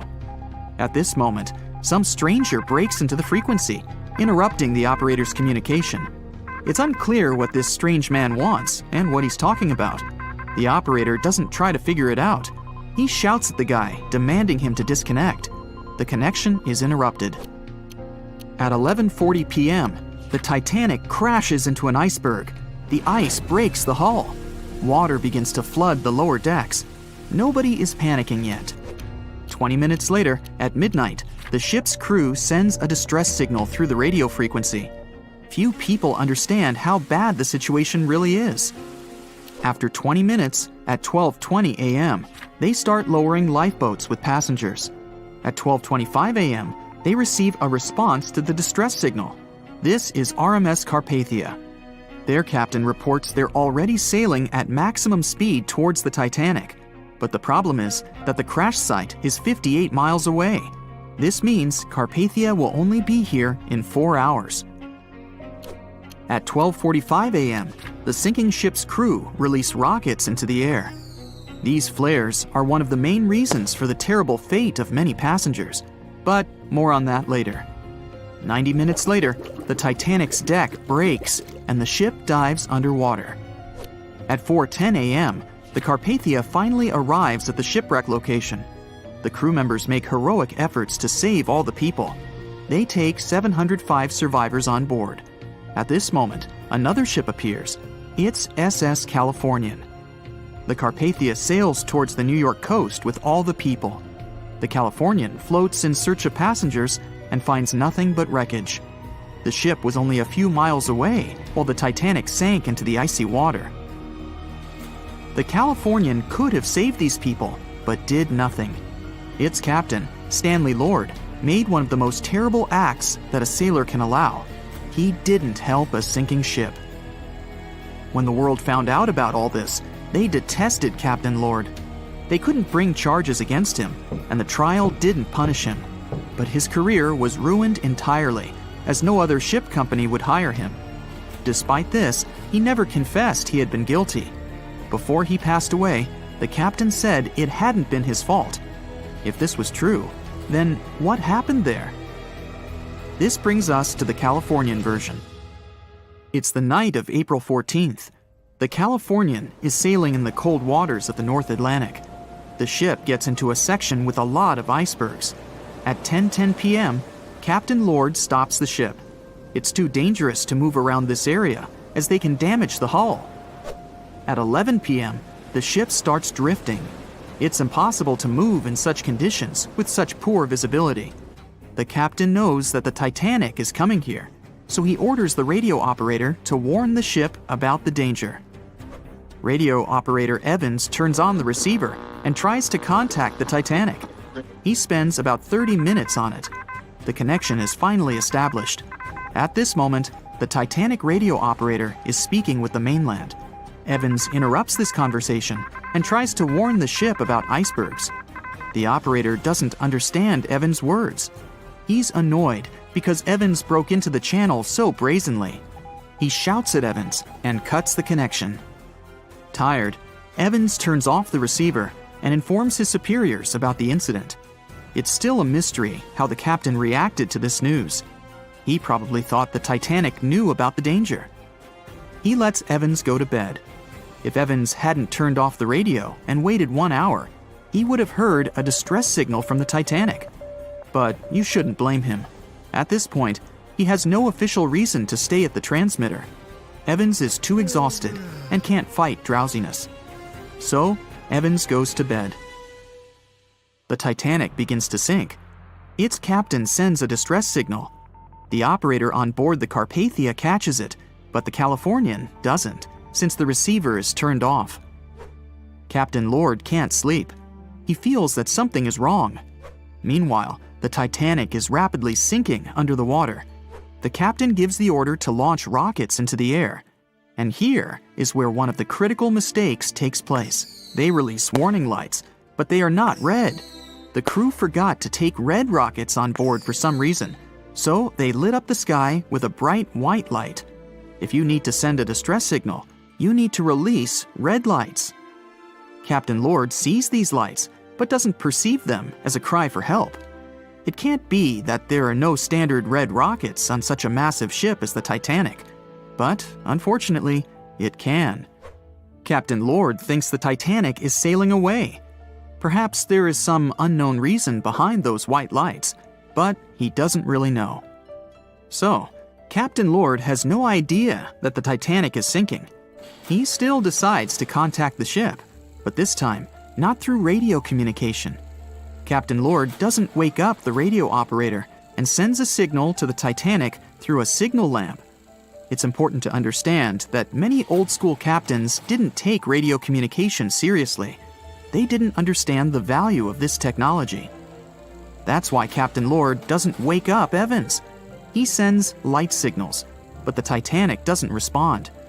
Many survivors later mentioned seeing the flashing lights of the Californian, but there was nothing they could have done. The ship's crew doesn't hear their cries for help. At 2:20 a.m., the Titanic completely goes underwater. A little more than 2 hours later, radio operator Evans wakes up and turns the transmitter on. He hears many rescuers talking about the sunken ship. Evans understands everything. He reports this to the captain. At that moment, the Californian immediately heads to the wreck site. They meet Carpathia there. With the survivors on board, it sails towards New York. The Californian stays sailing and looking for people. They find nothing but wreckage. The Californian returns to the mainland. The news about the ship that could have saved the Titanic is spreading all over the country. The trial begins. Captain Stanley Lord and the crew tell their version. They say their ship had been standing still. Many people don't believe them, and some of the surviving passengers claim to have seen the Californian sailing by.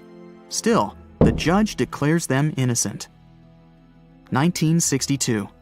Captain Stanley Lord is a very old man. He calls a notary to confess something. The captain makes his last remark about this case. He swears he's not guilty. But if it wasn't the Californian sailing past the Titanic at that moment, then what? The Samson theory could answer that question for us. The sealing ship Samson is sailing in the cold waters of the North Atlantic. The crew aren't sleeping. They carefully study the surroundings, but not because they're afraid of icebergs. They're scared of meeting with the U.S. Coast Guard. The Samson ship's crew catch seals, which is illegal. At 12:45 a.m., Samson's captain sees white signal rockets. The team is sure it's the Coast Guard. They turn off the lights and sail away. It's dark, so they don't notice the sinking Titanic. They return to the coast of Iceland and hear about the disaster. They realize they have abandoned the drowning passengers. The nephew of one of Samson's crew members reads about this story in his uncle's diary. The nephew asks for permission to publish these recordings. All the people realize that Captain Lord wasn't guilty, but unfortunately, he didn't live to see this moment. Actually, it's still unknown who is guilty in this story. 2 ships were nearby the Titanic. Their captains were adequate people. They would have helped save all the passengers. Their fault was that they couldn't understand what the Titanic wanted on that dark night. Someone forgot to put red flares in the box. This small but fatal detail was one of the leading causes of the tragedy. The movie Jaws came out in 1975, and since then, people have been terrified of sharks. Some people fear seeing a great white's head come out of their showers, not to mention the fear of running into one at your local pool. Of course, none of this is actually possible, but some other scary shark stuff is. Like, yes, sharks can attack boats. They probably won't sink one. It depends on the size of the shark and the size of the boat. Today, we're diving deep into the facts and myths about the sea's biggest predator. It was the year 1953. On a typical July morning, 2 fishers set out on their daily lobster harvest. They took their white-hulled dory out to sea off the coast of Cape Breton Island in Nova Scotia, Canada. Since it was the lobster season, the sea was dotted with several dories spread out across the water. But that day, something strange happened. As soon as they put the dory at sea, they noticed a large dorsal fin chasing after their boat. They were surprised to see that the shark would follow their boat's every move. For an entire week, they took out their white dory from the harbor, and the shark followed them around. Until one morning, as the men were alone at sea, the shark charged at full speed at the boat and smashed a 7-inch hole in its bottom.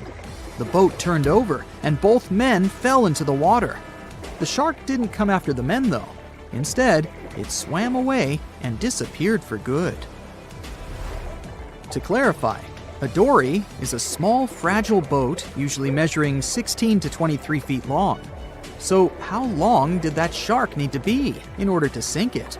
Well, as soon as the boat was retrieved from the ocean, researchers found something interesting. One of the shark's teeth was found stuck in the hull.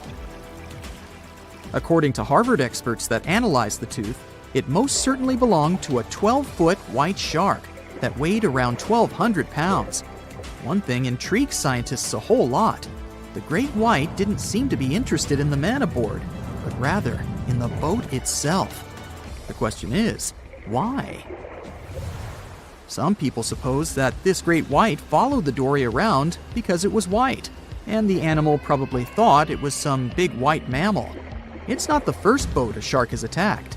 You see, sharks don't attempt to sink boats because they're mean and evil. Rather, it's due to murky waters and hard materials that make them mistake inanimate objects for their usual lunch menu. But that's not what we've learned from popular culture. In Jaws, the protagonist shark managed to poke several holes in the orca as it rammed the boat. The orca was a Nova Scotia-style fishing boat, made out of wood planks. It wasn't a huge boat, so it seemed plausible that a great white could ram it. But, according to Mythbusters, that's very far from the truth. A great white swimming at its maximum speed wouldn't be able to take down a medium-sized fishing vessel. The same goes for bigger boats.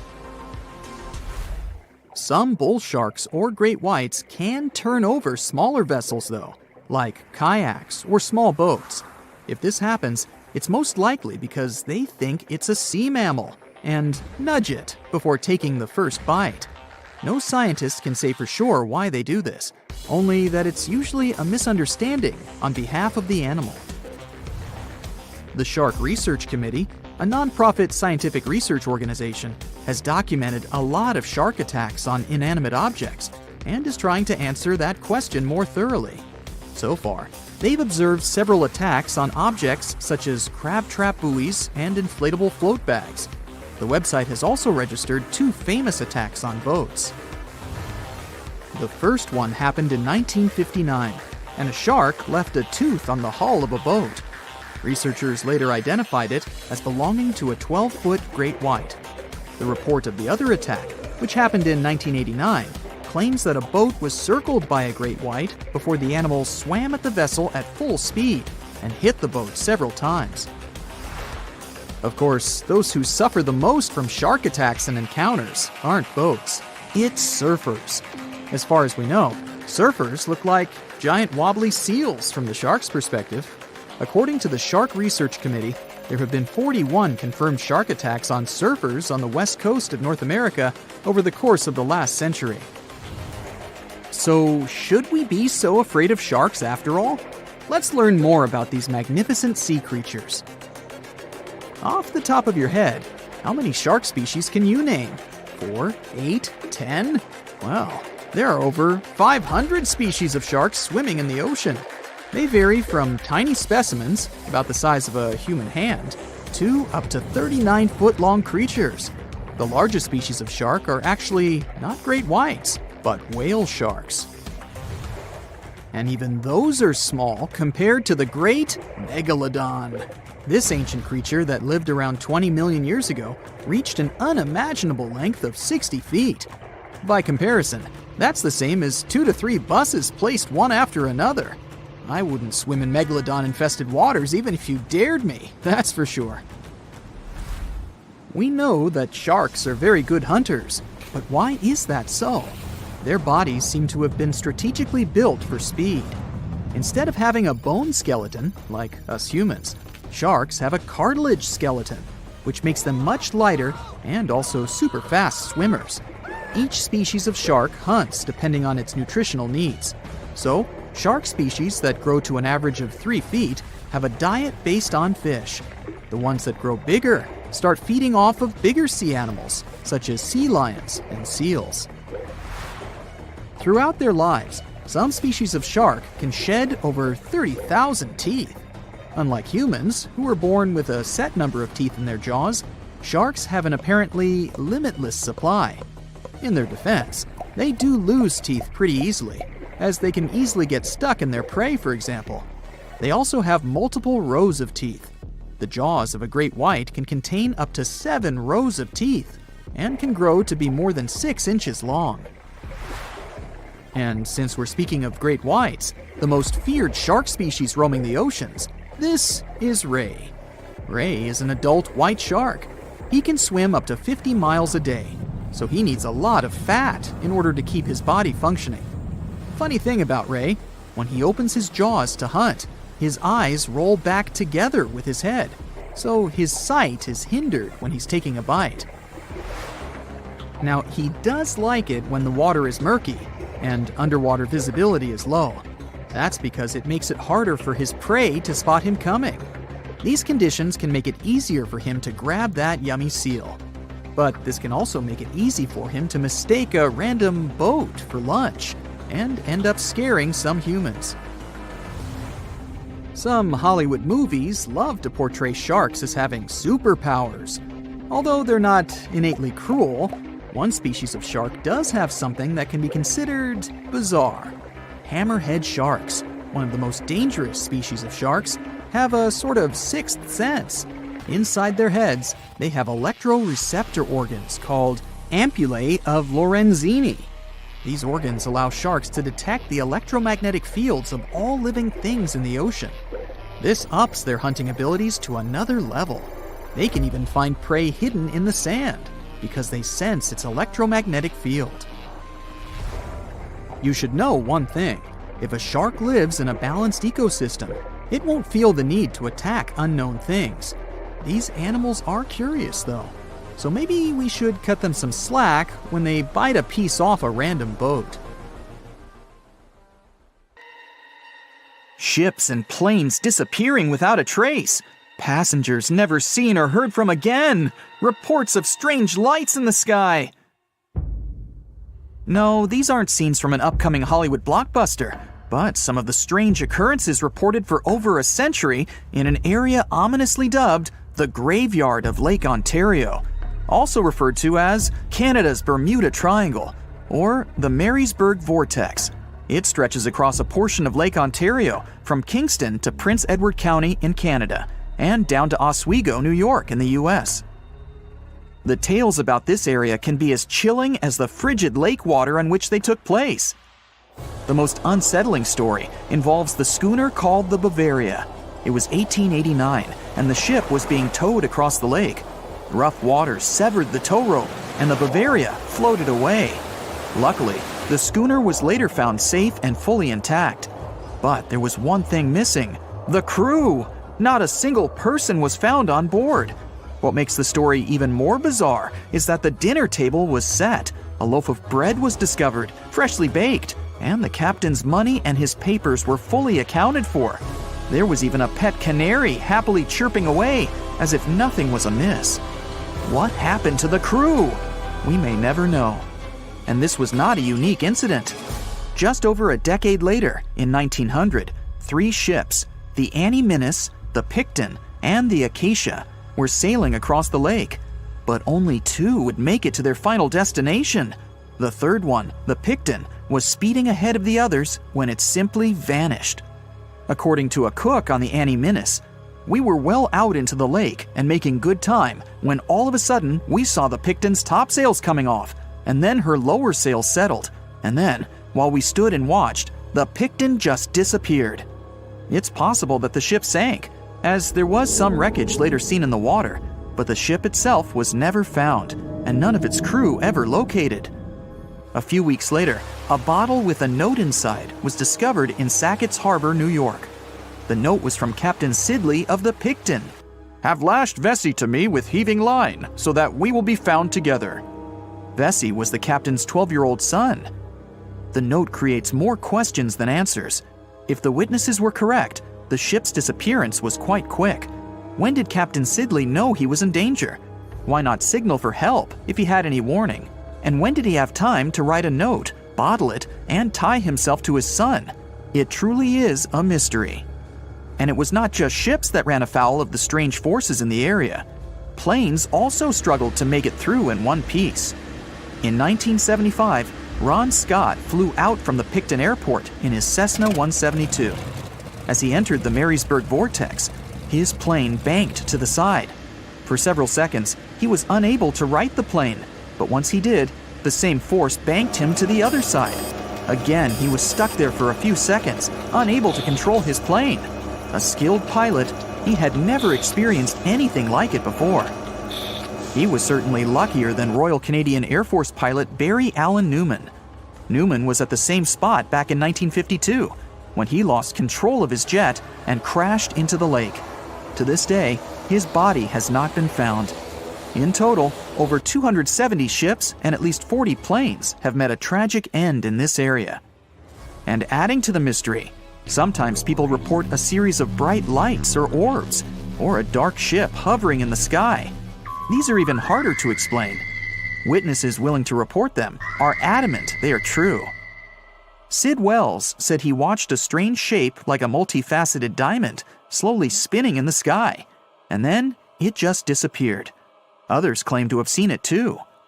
Of course, the Marysburg Vortex is just one of several places around the world known as vile vortices, a term coined by biologist and writer Ivan T. Sanderson. He discovered 12 other equally spaced areas on the surface of Earth where funny things happen. The best known of these, of course, is the dreaded Bermuda Triangle. Situated in the Atlantic Ocean between Bermuda, Florida, and Puerto Rico, it has been blamed for the disappearance of thousands of people. They went in, on boats or in planes, but they never came out. Even the explorer Christopher Columbus experienced the mystery of the Bermuda Triangle during his first voyage to America in 1492. He said the compasses pointed in the wrong direction, the sea levels seemed to change dramatically, and he even spotted strange lights in the sky. In 1918, the USS Cyclops, which was one of the US Navy's biggest fuel ships, disappeared there. Since the 309 crew members were declared lost at sea when the Cyclops vanished, it's seen as the largest loss of life in the history of the US Navy in a single incident. At the time, the weather was good. The one message sent that day from the ship indicated no issues or concerns, and a distress signal was never sent. A thorough naval investigation followed. Its conclusion? Many theories have been advanced, but none that satisfactorily accounts for the ship's disappearance. In other words, the investigators were stumped. There's also the Dragon's Triangle, located in the Pacific Ocean. The most disturbing story involves a group of Japanese vessels that disappeared in the 1950s. When researchers were sent to investigate what happened, they too disappeared. In each case, it's impossible to truly know what occurred, and it's easy to get caught up in stories of giant sea monsters lurking beneath the waves. Who doesn't like a good scare? And Sanderson was willing to accept the possibility of such stories being true. He believed the vile vortices that he studied could be explained by anything from a wrinkle in the space-time continuum to magnetic abnormalities to underwater people. Of course, Sanderson was not only a huge fan of strange places, he also wrote about strange creatures like Bigfoot and the Loch Ness Monster. His skills as an impartial scientist are questionable, though. In 1948, he claimed that some three-toed footprints found at Clearwater Beach in Florida were proof of 15-foot-tall penguins, arguing that they were impossible to fake. In 1988, Tony Singerini revealed that he and his friend, attaching some cast-iron feet to his high-top sneakers, were behind the giant penguin hoax. So maybe Sanderson isn't the most reliable source after all, but there are also some very compelling and wholly natural explanations. Let's look specifically at the Marysburg Vortex. It's entirely possible that ships like the Bavaria and the Picton were done in by a mix of bad luck and bad weather. Unsettled weather is certainly not uncommon on Lake Ontario, and flash storms on the open water can prove dangerous to the most skilled sailor. And even today, with advances in weather forecasting, we get it wrong all the time. Back then, there was no way to predict that a storm was just around the corner. And the weather was just one issue. Historian Mark Seguin said that the area was always known to be dangerous, as the lake bed quickly becomes shallow along the eastern shore. There are also small rocky islands and shoals scattered throughout the area, making sailing a risky venture, especially for larger vessels or those weighed down by heavy cargo. By the mid-20th century, modern weather forecasting and improved shipbuilding alleviated most of the hazards of the Great Lakes shipping, resulting in fewer losses. The last major shipwreck in any of the Great Lakes was that of the SS Edmund Fitzgerald, which sank off the coast of Lake Superior in 1975, with 29 crew members going down with it. It seems the vortex is no match for human progress. And as for lights or images in the sky, in most cases, it's the result of an interesting phenomenon called thermal or temperature inversion. When this happens, a layer of warm air becomes trapped under cold air. This can result in mirages or reflections. So, a light on the ground that is miles away can be reflected in the sky, giving the impression of a flying object. Other parts of the mystery may be solved with a little time. Lake Ontario's freshwater and frigid temperatures help preserve the ships and planes that came to rest there. As divers and researchers continue to explore the area, maybe we'll finally learn the fate of the Bavaria, the Picton, Captain Sidley, and his son. If I asked you to name the most famous shipwreck of all time, you'd go with the Titanic, right? The Atlantic Ocean, the hope for new life, heartbreaking love stories. It had it all to become a blockbuster. But I guess you've never heard of SS Princess Alice that submerged in the sewage of the River Thames, taking between 600 and 700 lives with it. Life in 19th century Victorian London wasn't easy, especially for working class folks. Affordable public transport and bank holidays made it a bit easier. The people could escape to the coast on a train or pleasure boat, even if it was just for a day. Sheerness on the Isle of Sheppey in Kent started as a fort under Henry VIII and then grew into a bustling town with a dockyard. When they added a railway station in 1863, it became a prime destination for day trippers and holidaymakers. Seaside promenades, charming piers, and a whole bunch of fun stuff to do by the sea. It had it all. A bit inland along the River Thames, you had the Rocherville Gardens. These gardens had archery lawns, bowls, mazes, lakes, cliff walks, and even a floral bazaar. Plus, there was an aviary, a bear pit, and a skeleton of a lost whale that had taken a wrong turn in the Thames. Londoners of the late 19th century could hop on a train or cruise along the Thames by boat, and both options were pretty popular. But on the 3rd of September, 1878, way more people than usual opted for the boat. They chose it over the railroad after a passenger train had collided with goods wagons in Kent, taking the lives of 5 people. The river felt like a safer way to go. One of the ships available for the trip was the SS Princess Alice. The paddle steamer was first launched in 1865 on the west coast of Scotland. Its original name was the Bute, and it was used as a ferry for the passengers of the Wemyss Bay Railway Company. A couple of years later, it was sold and renamed after Queen Victoria's 3rd child. Then, it was sold again and got the nickname the Shah's Boat, as it transported the Shah of Persia up the Thames to Greenwich in 1873. The ship had gone through several alterations in its lifetime. It got new boilers and watertight bulkheads. The Board of Trade had inspected it and marked it safe. In the year of its final voyage, it was officially allowed to carry up to 936 passengers between London and Gravesend in calm water. On the day of the tragedy, Princess Alice was on what was called a moonlight trip downstream from Swan Pier near London Bridge to Sheerness, Kent and back. The trip wasn't expensive, so most of the passengers were from the working class. There was also a musical band aboard to keep the spirits up. The 3rd of September was a bright day, and many families were happy they could catch some final summer sun rays and enjoy fresh sea air. The then owner of the ship, the London Steamboat Company, had several vessels working on the route. The passengers were free to hop on and off different ships. At around 6:30 p.m., after a beautiful day in the open, the SS Princess Alice headed back to Swan Pier.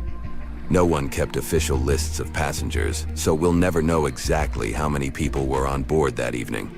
But they say the steamer was close to its full capacity. As it got darker and cooler, many families decided to stay inside the saloon or in their cabins below. Some stories from the steamer sound like fate. The captain of Princess Alice let his steerer stay at Gravesend and replaced him with one of the passengers. John Ayres was a sailor but had little experience at the Thames or with a vessel like Princess Alice. Alfred Thomas Merriman, a chef from East London, had been offered to work on the steamer at the last moment. He was 30 years old and a father of 4, so he couldn't say no to extra money. At around 7:40 p.m., he was standing on the deck by the saloon door. By that time, Princess Alice had passed Tripcock Point and entered Galleon's Reach. The passengers could see the North Woolwich Pier in the distance. Many of them planned to disembark at that stop. And that's when Merriman noticed a huge ship carrying coal. It was Bywell Castle. This vessel normally carried coal to Africa, but it had just been repainted at a dry dock. Bywell Castle was going to Newcastle to pick up some coal and transport it to Alexandria, Egypt. The ship's captain, Harrison, wasn't too familiar with these waters, so he called in Christopher Dix, a seasoned Thames River pilot, to lend a hand, even though he didn't have to. The ship had a fancy raised forward part below the deck, and Dix couldn't quite see what was in front of him. So, they had a sailor on lookout duty. As they set sail from Millwall at the speed of 5 knots, 5.7 miles per hour, they tried to stick to the middle of the river, but other boats had other plans.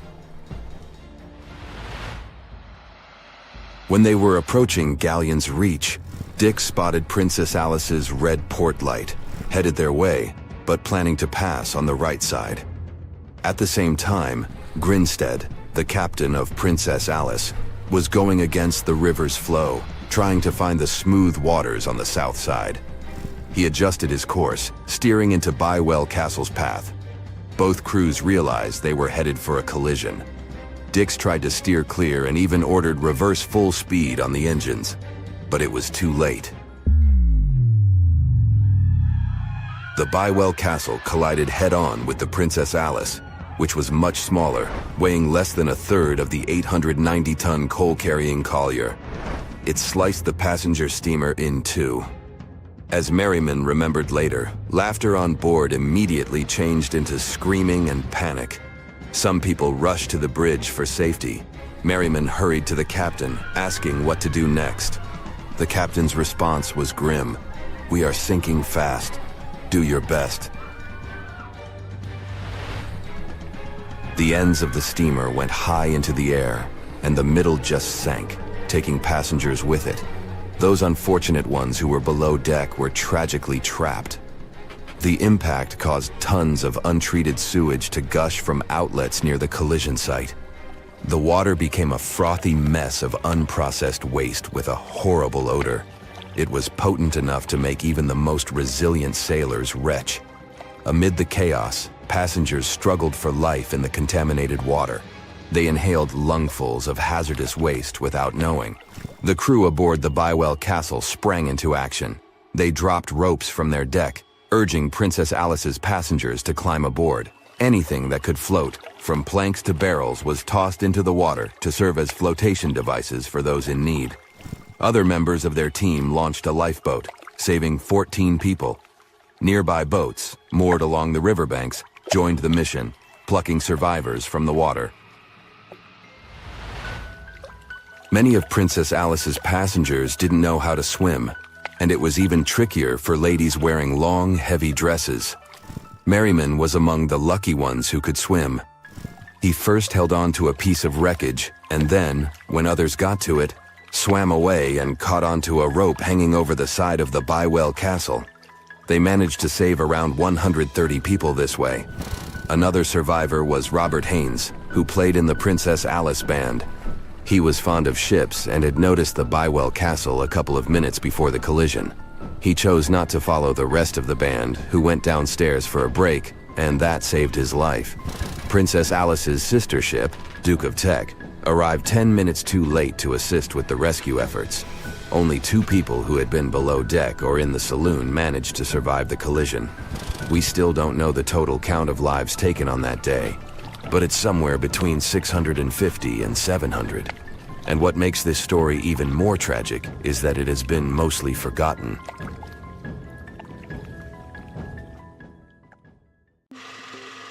We know Titanic from so many stories, even a movie, but now we have its first full-sized digital scan.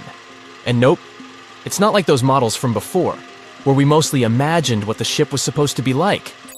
This time we got a real digital scan. A team of experts really mapped the deep-sea floor around the Titanic together with the ship itself. We basically got a 3D view of the entire wreck, which is like going deep down beneath the ocean's surface and seeing Titanic as if all the water has been drained away. So, the story of the wreck started in 1985, 73 years after the Titanic went down. The explorer named Robert Ballard stumbled upon it somewhere between two submarines that also went down in that area. He was actually on a different task back then, so he didn't even have time to explore the ship properly. But as he was searching for the submarines, he realized how ocean currents affect sinking debris. He noticed the heaviest object sank quickly and left a trail of debris behind, the trail that followed the currents. Using this knowledge, Ballard made a hypothesis the Titanic had broken in two and left a debris trail as it sank. Before he found the wreck, everyone thought the ship just went down in one piece after hitting an iceberg. So everyone knew where the ship was so the adventure could start, or not. It was hard to explore it. The ship is enormous, and the dark depths of the ocean make it really difficult to capture its whole body in one go. So we mostly relied on glimpses of the decaying ship, and had to settle with teasing scattered parts of the whole picture and filling it up with speculations and stories. But in the summer of 2022, we finally got something different. A team of experts from Magellan Loaded, a company specializing in mapping the deep sea, teamed up with Atlantic Productions, who were making a documentary about the project. They embarked on a mission to capture the complete view of the Titanic. They used submersibles. Those are vehicles that go underwater, remotely controlled by a team of skilled explorers. These submersibles dove deep into the ocean. It wasn't an easy job. They spent over 200 hours collecting information about the entire length and breadth of the wreck. It was like a real-life treasure hunt. But instead of finding gold and jewels, they took something even more precious. Over 700,000 images of the Titanic from every angle possible. Yup, they took photos of every tiny part of the ship, even the not-so-interesting bits most of us would usually skip. Even mapping the muddy parts was an important part, because it helped fill in the gaps between the more exciting things they discovered. And this was a way for all of us to finally get a detailed 3D reconstruction. Even though it's been more than 100 years, you can still recognize the bow of the Titanic, covered in rust that hangs down like stalactites. On top of the bow is the boat deck, where a big hole gives us a glimpse into the empty space where the grand staircase once stood, like a window into the ship's glamorous past. Its stern is now a wild mess of twisted metal. As the Titanic went down, this part collapsed and spiraled into the seabed. The bow and the stern ended up separated by about 2,600 feet. There's a vast field of debris surrounding this giant, stuck on the seafloor. This debris is like a scattered treasure trove, full of intricate metalwork from the ship, statues, and even unopened champagne bottles. There are also personal belongings that went down together with the ship, like dozens of shoes resting across the seafloor. It was a tough task to do, go down and take all those pictures.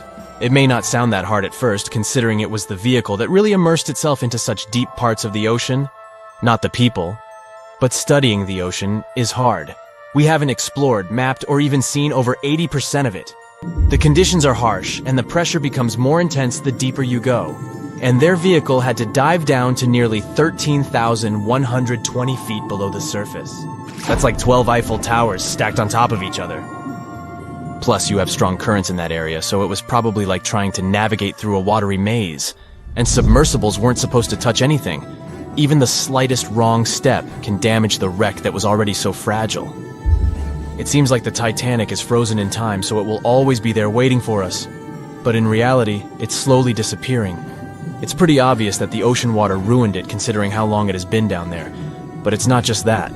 The wreck itself has become a home for a specific type of Bacteria halomonas titanicae that even got named after the famous ship. These bacteria have a special ability. They can survive inside rusty formations known as rusticles. They kind of look like icicles, those spikes of ice that form when water falls from something and freezes. These bacteria have a taste for iron, which is abundant in the ship's hull. For them, it's like a real buffet down there. And as time goes by, these bacteria will keep eating away at the iron in the ship, bit by bit, until one day the feast comes to an end and the whole ship is gone. It's like a slow but steady recycling process. So this 3D model we got because of the hardworking team and technology comes at the best time because we never know how much time we have left with exploring the famous wreck. This time we might even understand the collision with the iceberg better. You know how movies always show the Titanic hitting the iceberg on its right side? Well, we can't even be certain about that. The scans could help us figure out if the ship actually grounded on the iceberg, like getting stuck on it. We can study the stern and analyze how the Titanic struck the seafloor. That will also help us understand what really happened during the sinking. Maybe we'll get a chance to discover if there was really a strong fire that sealed the fate of the Titanic. One theory says that the coal fire had been raging for a whole 3 weeks before the ship even took its first and last trip. And this could have made its hull weaker, which means most of the work was done. The iceberg just delivered the final blow, if there even was an iceberg, as some people wonder. There's an alternative theory they suggested where the Titanic may have actually hit a hidden mass of pack ice instead of a typical iceberg. Pack ice is made up of large sheets of ice that float near the ocean's surface and can be difficult to spot. They believe this pack ice might have drifted into the Atlantic from the Arctic Ocean. According to one professional mariner, Captain L.M. Collins, that stands up with that idea. If the Titanic had struck a regular iceberg, the ship would have sunk much more quickly than it did. And since the Titanic managed to stay on the surface for a relatively long period of time, less than 3 hours, maybe this was a different type of collision. The mariner also said there are differences in what people said they saw when the Titanic sank. He thinks these differences might be because of optical illusions. In this case, when people were looking at the ocean that night, the way the light was reflecting and the conditions at sea might have made things appear closer or distorted. So when they saw something in the water, it might not have been exactly what they thought it was, whether it was an iceberg or something else. Binoculars might have helped the crew members to spot the potential danger, but unfortunately, they didn't have any. It appears they were locked inside a cabinet, and no one knew where the key was. So in 2017, over 25 million people boarded cruise ships all over the world. Now, if you're keeping count, that's more than the total population of Greece. It's become America's favorite choice when it comes to going on vacation. It's easy to see why hopping aboard a cruise ship becomes more popular each year. Heading out on a cruise is also coming back in style with newer generations. 2/3 of Gen Y and millennials say that cruising is their new preferred type of vacation. How's that? Well, let's see. It's easy to plan in advance. On board, you can find activities for all family members, and you get a chance to visit several different destinations in one trip. An added bonus of booking a cruise? You can sample various places for a future time off. The entertainment on board is often top-notch, providing passengers with an added taste of luxury. And the amenities and accommodations are generally very reliable. Not to mention that it gives tourists that feeling of actually getting away from everything that people strive for while out of the office. Royal Caribbean International is one of the largest cruise lines in the world, with just over 19% of the cruise market as of 2018. Its current fleet is divided into many different classes of ships, including the Voyager class, Radiance, and Quantum. The latest addition to the Royal Caribbean International's impressive fleet was built in 2018. Wonder of the Seas is now the largest cruise ship in the world. Since this spectacular liner has just had her maiden voyage in March 2022, let's look at some of the incredible perks it has to offer its passengers. For starters, the boat is so big that it had to be split into neighborhoods. Well, it figures since Wonder of the Seas can accommodate almost 7,000 passengers.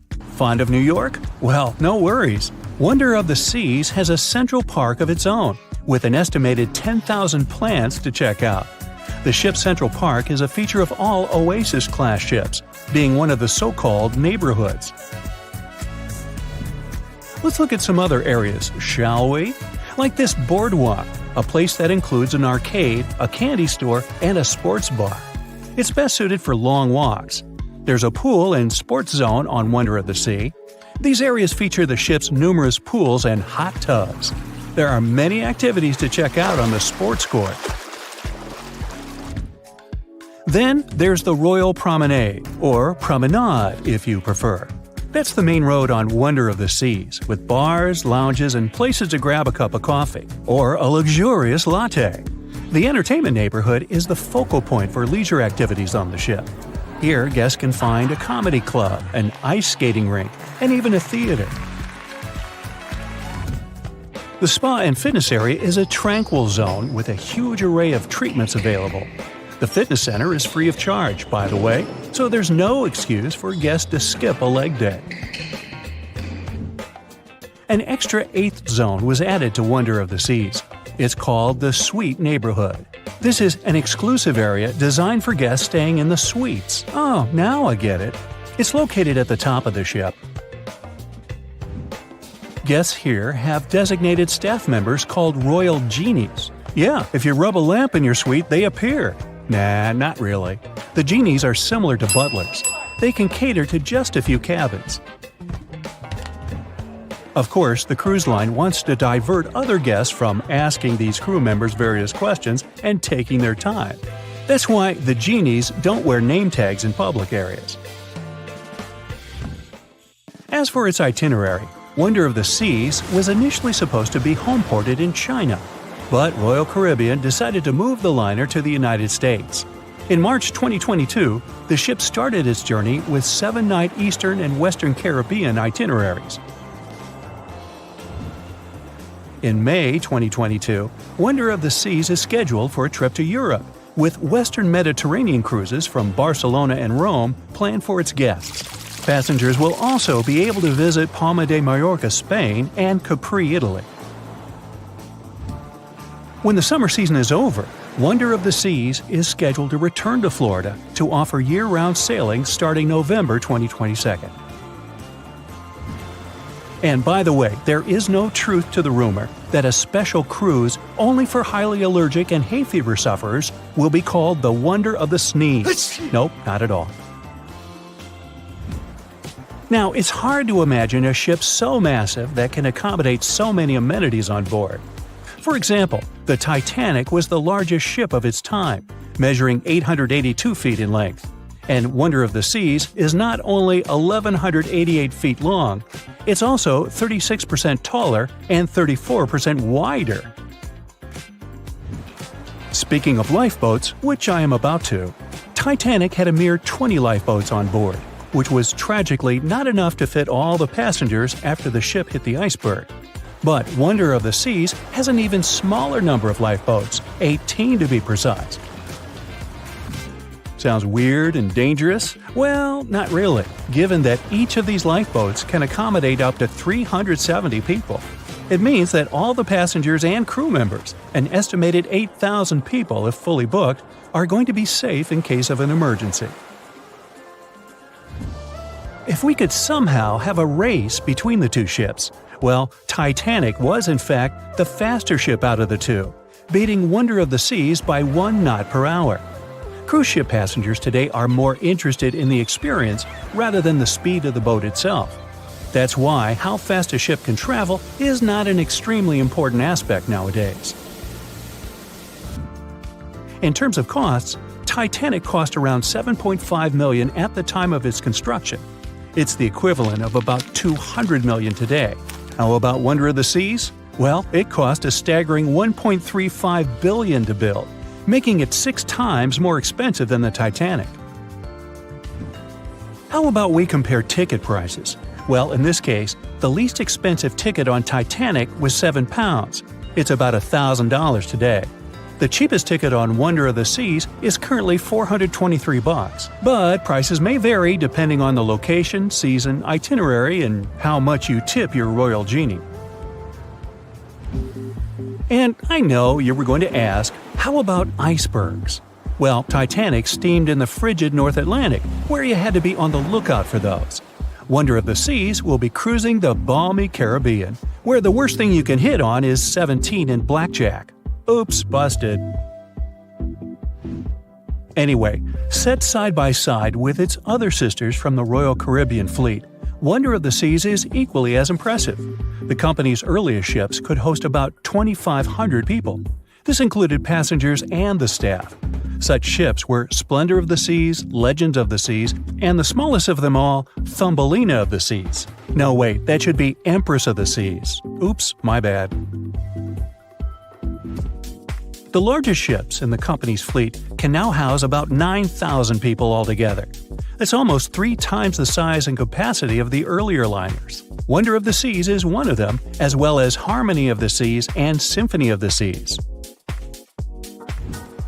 Are you seeing a pattern here?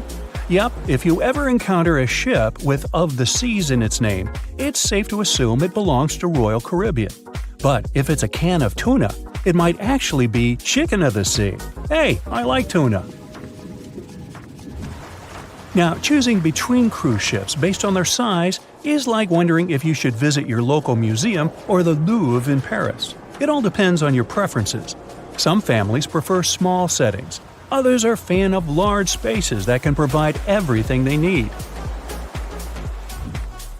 Historically, it's equally as exciting how far we've come in terms of maritime transportation. The SS Royal William, for example, was the first boat to ever make a transatlantic voyage almost entirely steam-powered in 1833.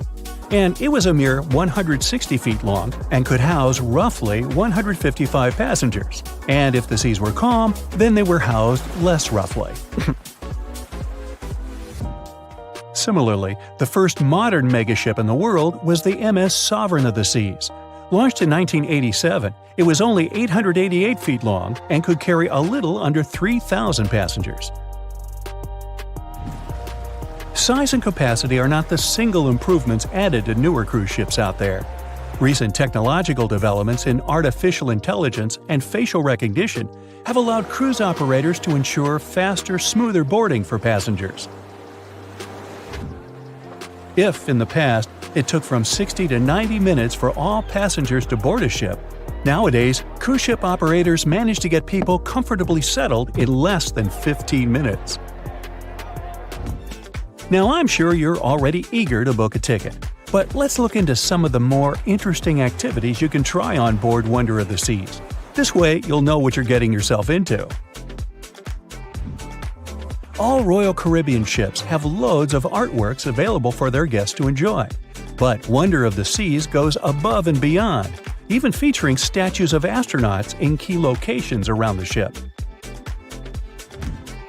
You'll find the first astronaut looking through the glass at the promenade, while a second one is busy rock climbing at the boardwalk.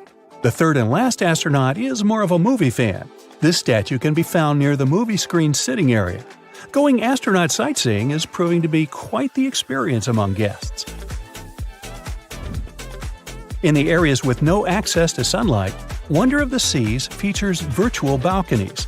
In case of bad weather, guests can still have a feeling of the outdoors, but without having to hide from wind or rain. Teenagers have a place of their own reserved on the ship. There's a special club with a private hot tub, selfie area, games, and comfortable seating. The inside part of this club features a vending machine, an interesting collection of literature, and tables for foosball. Well, sign me up. They said it was the most technologically advanced ship. They said it was unsinkable. And when it sank, they made a movie about it. These were the main reasons why the Titanic disaster became world famous. But unfortunately, this is not the only large-scale shipwreck. And sadly, there have been cases much worse than the tragedy of the Titanic. One of them occurred on April 27, 1865. The Sultana steamboat carried passengers and cargo daily between St. Louis and New Orleans. It was a pretty large wooden boat with 3 decks and was 260 feet long and 70 feet wide, almost twice the size of a basketball court. The ship could carry about 350 passengers, but on that unfortunate day, more than 2,000 people were on it. On April 23rd, she was making a routine voyage from New Orleans when it broke down. Something was wrong with the boiler, so the vessel docked in Vicksburg for repairs. At the port, the ship's captain, James Cass Mason, found out about an excellent opportunity to earn a lot of money. All he needed to do was to transfer a large group of former prisoners to the north. The captain agreed to do it, But the problem was that the boiler required a lot of time to repair. Mason was afraid that his competitors would take the job, so he decided to sail despite the malfunction the ship had. He patched up the holes in the boiler instead of a big repair and invited all the ex-prisoners on board. So, there was a broken boiler, an excess number of passengers, a lack of lifeboats, and not the best river conditions. Also, the captain refused to send the ex-prisoners to the hold, so they were all with ordinary passengers. There were strong chances for a shipwreck, but the greedy desire to earn more money was stronger. The Sultana went on a voyage and sailed up the river for 2 days. At this time, one of the biggest Mississippi floods in history began. The river overflowed its shores because of the flood, with the water level rising several feet. All the trees on the shore disappeared, and only the tops were sticking out of the water. The ship sailed opposite this powerful current, making the boiler work too hard. On the evening of April 26th, the Sultana arrived in Memphis, Tennessee, and they loaded even more, 120 tons of sugar and 200 passengers. She got incredibly heavy. Around midnight, the ship continued its dangerous journey. The captain sailed to barges to load a shipment of coal. At 1 a.m., the vessel left the barge. At 2 a.m., the broken boiler, unable to withstand the load, suddenly exploded. The Sultana was just 7 miles north of Memphis. Few people survived that day. The problem was that passengers trying to escape from the fire jumped into a cold river with a strong current. The Sultana disaster is considered the most tragic shipwreck in the history of the United States. The exact number of those who didn't survive is still unknown. According to various sources, this number was from 961 to 1,800 people. Don't be surprised that almost no one knows this story. There were many more survivors in the Titanic tragedy, and everybody heard about it. But the Sultana sank during one high-profile event. 12 days before the shipwreck, the country lost Abraham Lincoln. People hadn't yet recovered from this news, so no one paid much attention to the tragedy of the Sultana. Many catastrophes happened quite recently by historical standards. One of them occurred in 2002. The ferry La Jula was a Senegalese vessel. The ferry sailed twice a week, mainly along the coast of Dakar, carrying passengers who traded mango and palm oil. It made daily voyages and never faced severe problems thanks to modern rescue equipment and good repair service. But one day, the ship's crew discovered a malfunction and sent the boat to port. For almost a year, La Jula was in a non-working condition, awaiting repairs. But it didn't get high-quality service. After poor maintenance, the ferry set off on its last voyage. On September 26, 2002, La Jula sailed between southern Senegal and Dakar, and at 11 p.m. headed toward Gambia, where a strong storm began. The wind raised high waves, but this wasn't critical for the large passenger ship unless the number of people on board didn't exceed the established norm. La Jula was supposed to carry about 500 passengers, but had many more people that day. Too many passengers, poor repairs, and a strong storm caused severe problems for the ship. But the main factor in the shipwreck was that La Jula was only built for sailing in coastal waters, but that day, it sailed far from the shore.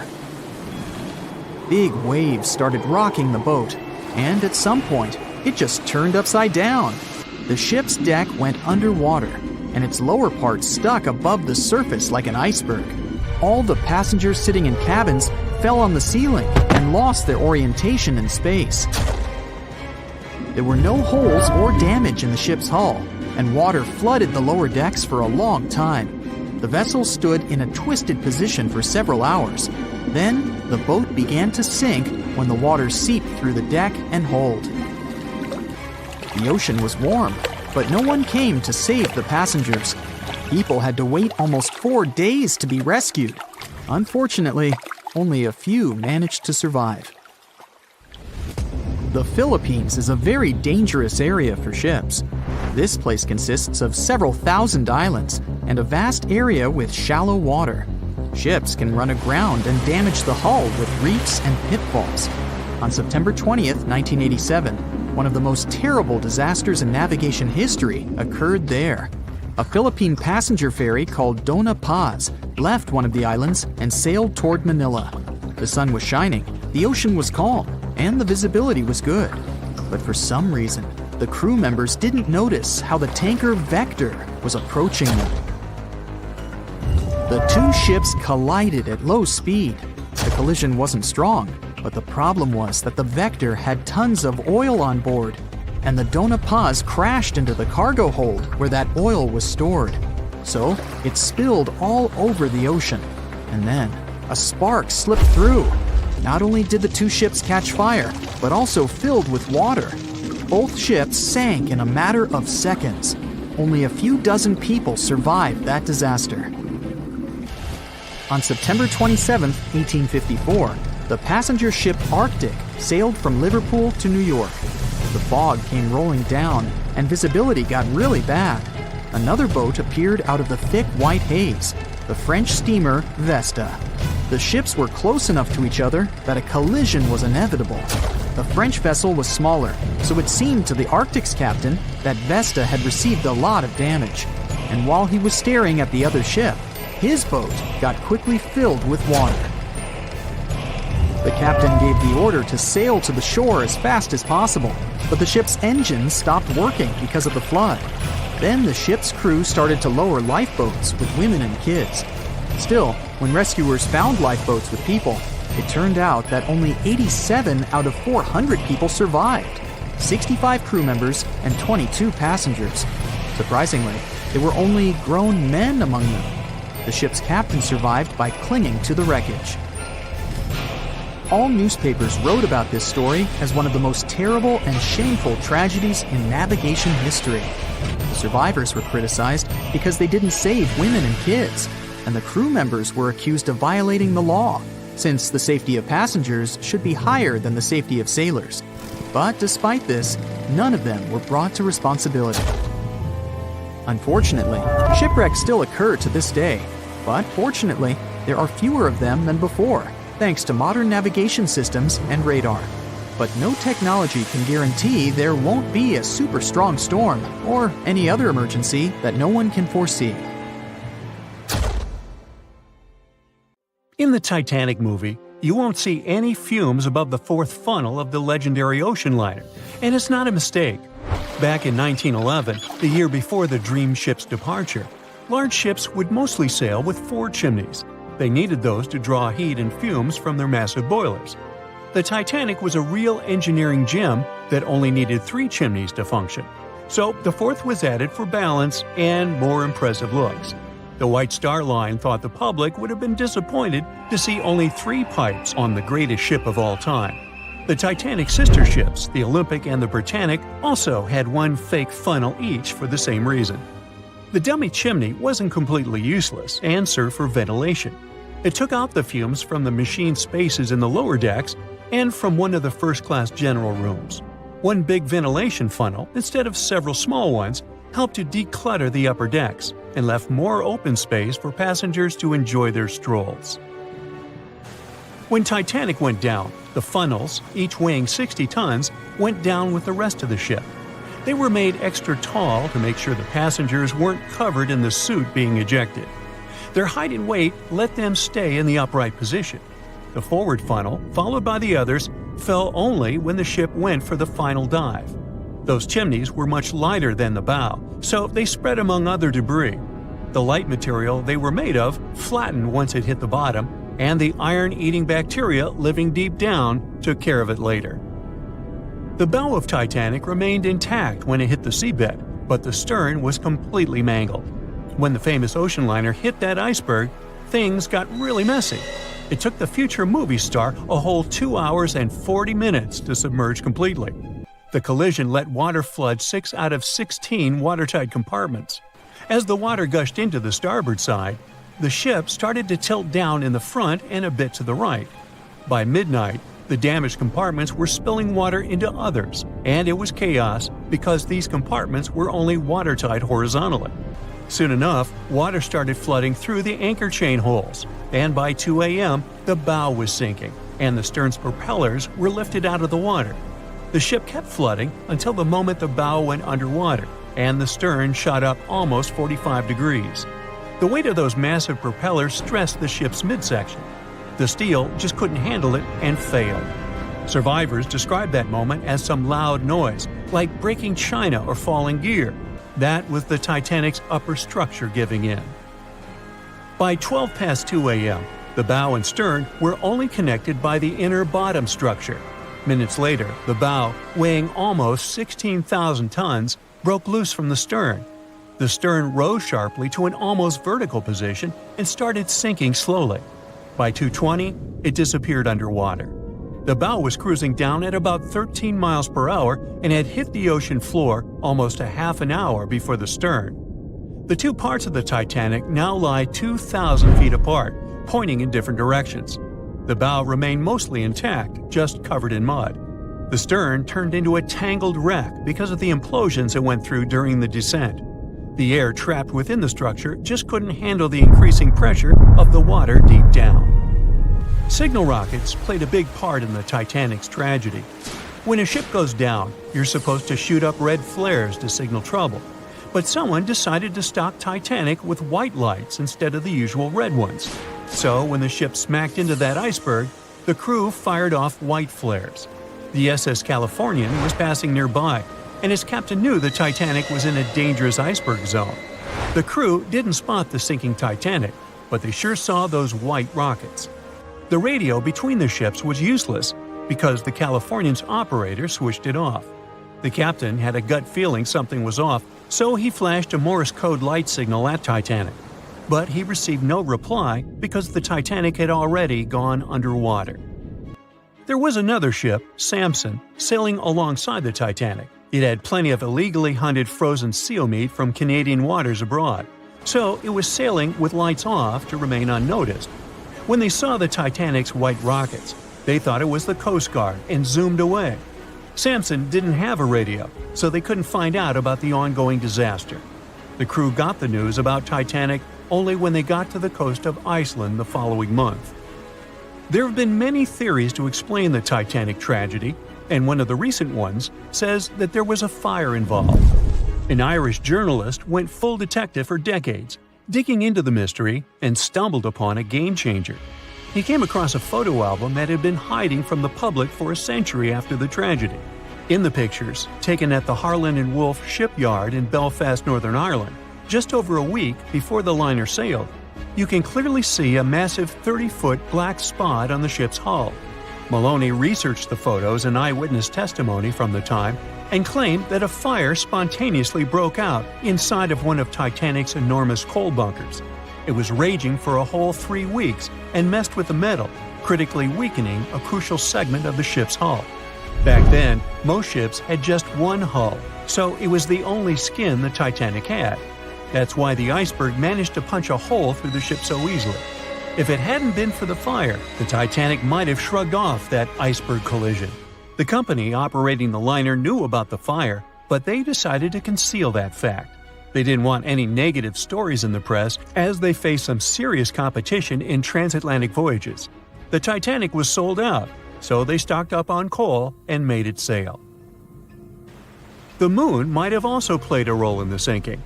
Our satellite heavily affects tides on the Earth. The closer it is to our planet, the stronger the tides are because of the increasing gravity of the moon. Back in 1912, the moon was so close it made several glaciers in Greenland break apart. Massive chunks of ice that broke off from the glaciers started floating south.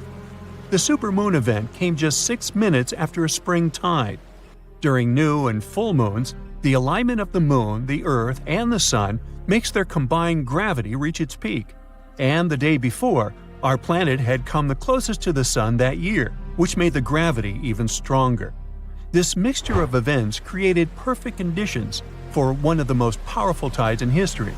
It created the perfect conditions for the icebergs breaking off from Greenland's glaciers to move freely. Opponents of this theory say that the difference in tidal force wasn't actually that big, and it couldn't have been the main cause of the sinking. The iceberg tore down the side of the ship, leaving a huge opening in the hull. It wasn't a continuous rip, and damage was caused in several places. Some experts believe the ship would have survived the iceberg if it had hit head-on. The Titanic had watertight compartments designed to prevent flooding in case of a collision. Only the first 3 or 4 of these compartments would have been flooded. This could have helped save a lot of lives. Supporters of this theory put the blame for the disaster on First Officer William Murdoch. Huge, fast-moving ships don't just turn in a matter of seconds like a speeding car. It takes minutes. When Murdoch realized the collision was inevitable, he tried dodging left to avoid a direct hit. But despite his efforts, the ship still collided with the iceberg. You know the rest. It has recently become a popular location for many tourists looking for the perfect place to get away from it all. If you're lucky enough to catch a sunny day here, it's like no other, I can assure you. Chances are, you'll end up having loads of foggy days, but let's be honest, they have a special allure of their own. This enchanting smile-shaped island is called Sable Island. It's located 190 miles from mainland Nova Scotia. It wasn't accessible to the general public until 2013. That's when it was added to the list of National Parks of Canada. You can get here either by plane or by water. But what's so enchanting about this place anyway? There must be something since the yearly tourist count is growing every year. Firstly, there's a spectacular number of wild horses here. There are between 200 and 500 horses roaming free all over the island. There's also a large population of gray seals. The place is also the only breeding location of a rare bird species called the Ipswich sparrow. If you're already considering a trip here, there are some things you need to know first. Remember that fog I mentioned earlier? Well, it turns out that Sable Island is the foggiest place in the Canadian Maritimes. I'm talking about approximately 127 foggy days each year. During such days, Sable Island literally disappears underneath a thick layer of fog. You won't be able to explore the place on your own either. The local regulations state that visitors need to travel within a group, and they also need to keep a 197-foot distance from the wildlife they can encounter here. As charming as this place may be, it holds a dark secret hidden beneath the sandy dunes, and it has nothing to do with beautiful creatures living here or the island's unique vegetation. Apart from being known from its horses and seals, Sable Island is infamous for an overwhelming number of shipwrecks. Over the years, about 350 ships have ended their lives here, on these sandbars. When survivors described their experiences, they usually mentioned harsh weather conditions near this mysterious island. The island also made its way into literature when it was described in a book called The Perfect Storm, which was written by Sebastian Junger and published in 1997. The book was so successful that it was later adapted for the big screen in 2000, with George Clooney playing the leading role. The first recorded shipwreck near Sable Island dates back to 1583. The boat was named the HMS Delight and was under the command of British adventurer and explorer Sir Humphrey Gilbert. Only 17 people managed to survive the catastrophe by escaping in a small boat. Records mention that they spent 7 days at sea before reaching the shores of Newfoundland. In 1884, another vessel named the Nicosia struggled in the thick fog as well. The ship was completely destroyed, but fortunately, all 18 crew members managed to survive. The captain's son was almost lost at sea when a lifeboat capsized when he was climbing into it. He somehow managed to stay underneath the lifeboat, which was completely submerged. When this lifeboat righted, he eventually emerged from the water and was rescued for the second time. The years between 1947 and 1999 were relatively quiet on the island. In 1999, though, a yacht called the Merrimack ran aground near the shore of the island at about 2 a.m. on July 27th. The 40-foot fiberglass boat had a crew of only 3 people. Natural gas exploration workers, who were luckily not far away, rescued them. The crew managed to fly safely to Halifax the next day. The owner of the Merrimack tried to recover his boat by hiring local fishermen. Unfortunately, this operation was unsuccessful, since only the fittings of the yacht were eventually saved. It took no more than 6 weeks for the sand and waves to crush and completely break up the hull of the Merrimack. So what is it about this place that's so dangerous for boats? Does it have anything to do with the weather? Or maybe there's other forces at play? The explanation turns out to be a bit more complex, and it wasn't easy to figure out, at least not way back in the 1500s. First of all, the island is located close to one of the world's richest fishing grounds. Since it's also near one of the major shipping routes between Europe and North America, hundreds of vessels sail past it each year. The likelihood of shipwreck increases when there are so many boats roaming around the area. Sable Island is also in the way of most of the storms that move up the Atlantic coast of North America. It's no surprise that boats often get hurtled straight onto the shores of this island. The weather has a lot to do with it too. During the summer season, the warm air from the Gulf Stream creates a dense fog as it merges with the cool air by the Labrador Current that passes by the island. Other currents don't help the matter. Sable Island is next to the meeting point of 3 major ocean currents: the Gulf Stream, the Labrador Current, and the Belle Isle Current. Since the 1950s, radars and other modern navigation tools have been used on commercial vessels as well. Up until then, the sextant was the main instrument used to figure out a ship's location. It doesn't mean that sextants weren't accurate, but this instrument couldn't work properly without a clear view of the sun or stars, which means it didn't help much in dense fog, such as the one surrounding Sable Island, or when it was cloudy. Often during bad weather, the captain of a ship navigated, relying on their experiences and intuition based on the ship's speed and direction. That's why most of the survivors in shipwrecks near Sable Island said that the captain had simply miscalculated the ship's position, crashing into Sable Island by accident. This dusty, sandy land is as unfriendly to ships as it is to trees. There's reportedly a single tree on the whole island, and it looks a lot more like a bush. It's actually a pine tree. And since the famous island horses don't see it as much of a food source, it somehow managed to survive. Reports say that the tree was planted back in the 1950s. Local authorities were trying to grow a forest on the island to make it a bit more welcoming. They've planted tens of thousands of trees over the years, more than 69,000 evergreens, 600 fruit trees, and about 55 pounds of pine seeds, along with other plants which could survive the conditions on the island.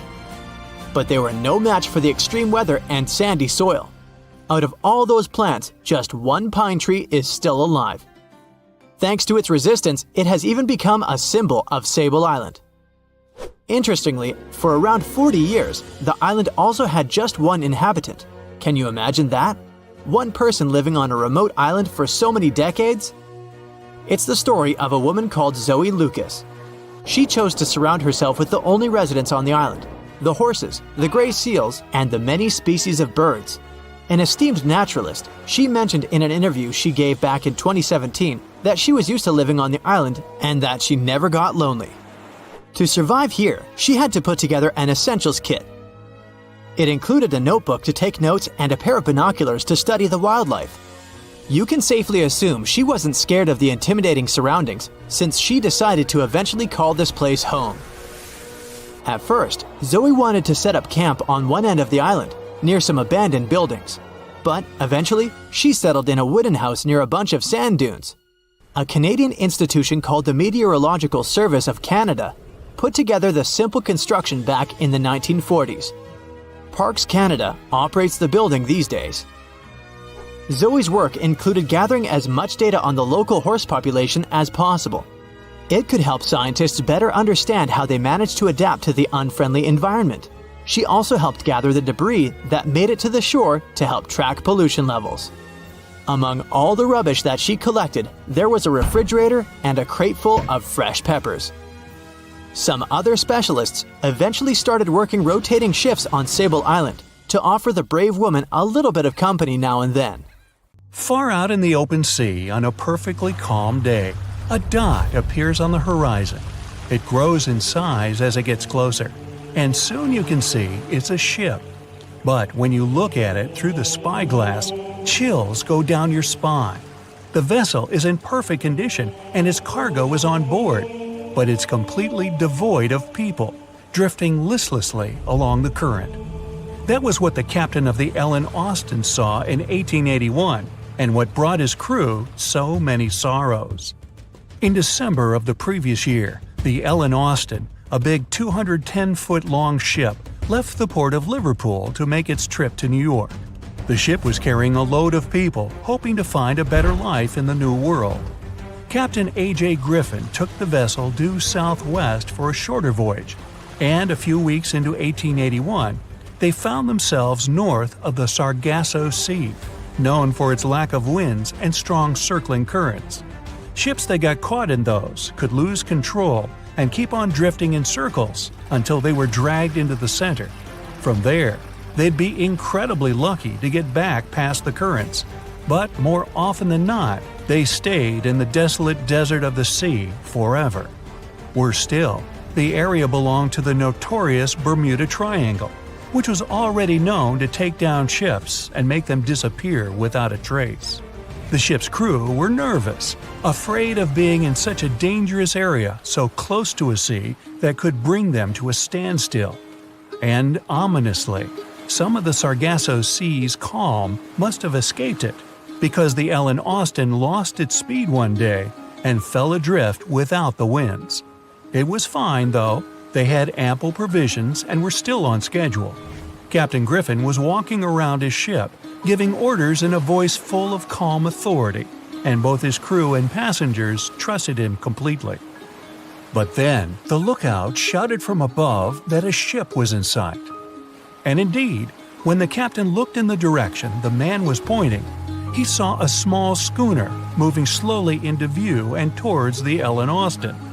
As it came closer, it became apparent that the way the strange vessel moved wasn't right. The captain frowned and examined it through his spyglass. The schooner was untouched, but eerily silent. There wasn't a single soul on board.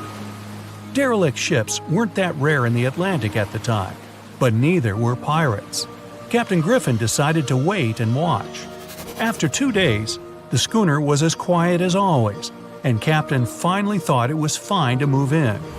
He took a small team of sailors and boarded the stranded ship. There was nobody there indeed, but luck seemed to be on Griffin's side. The precious cargo of mahogany wood was still in the holds. The captain returned to the Ellen Austin and ordered his select men to take the smaller ship along to New York. The crew's spirits arose with the prospect of riches awaiting them upon arrival. When the winds blew strong again, the Ellen Austin continued its voyage, with the unnamed vessel tagging along. But after a couple of days, the ships were caught in a powerful storm and got separated. The wind, rain, and waves beat them for several days in a row. When the weather finally cleared, Captain Griffin ordered to find the schooner. They searched for another day until they finally found it adrift, way off the course. Griffin hailed his men on board the smaller ship, but no one answered. A party of sailors went to investigate and returned with their faces white with fear. The whole prize crew went missing in the storm. The captain wasn't one to lose such a valuable find, though, and ordered another team to take control of the schooner. Reluctantly, the sailors obeyed, and the two ships continued their voyage. They agreed to stay as close as possible to one another and ring their bells at set intervals at night to let each other know they were fine. Several nights went all right, with bells ringing reassuringly every hour. But one day, a thick blanket of fog fell on the sea and almost completely blocked their vision. The ships went on regardless and started sounding their bells earlier. When night came, the fog was still there, but the bells were the sound of life. Until they stopped.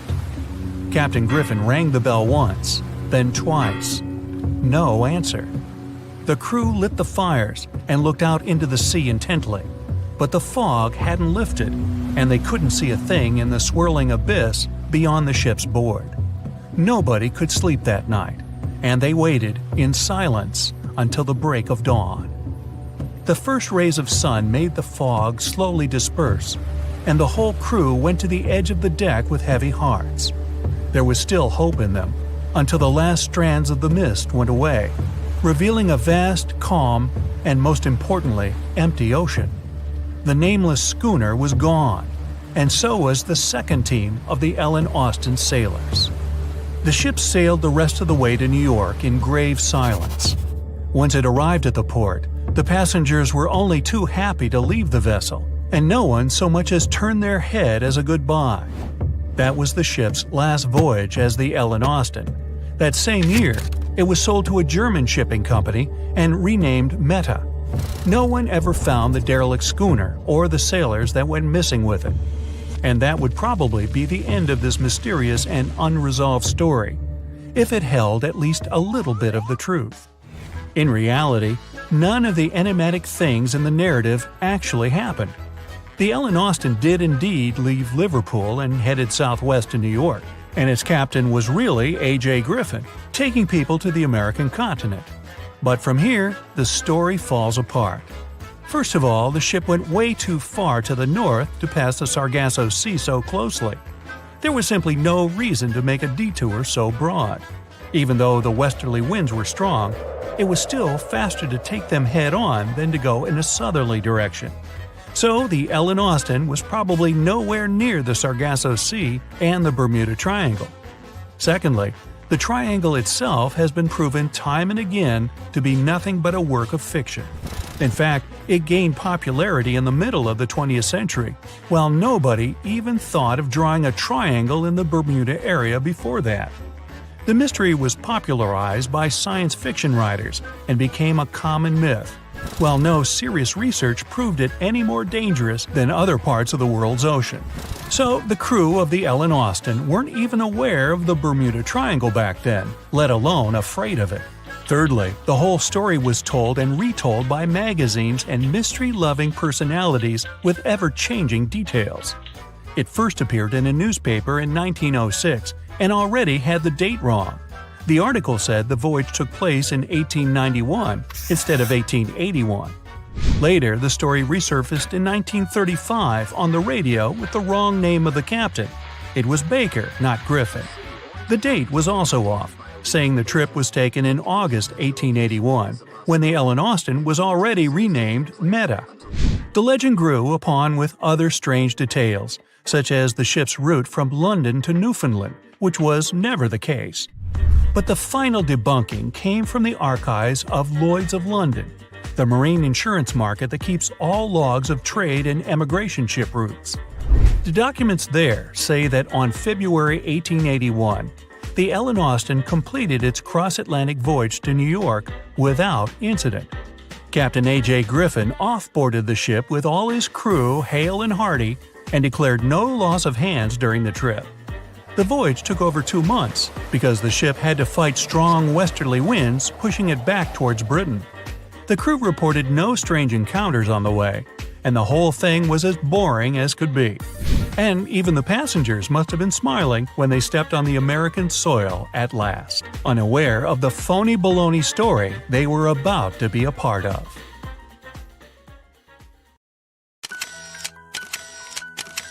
At the beginning of the 20th century, somewhere off the coast of West Africa, a German steamship was leaving the port. Suddenly, the weather got worse, and the vessel entered a thick fog. The sailors ran aground on a sandbank close to the shore.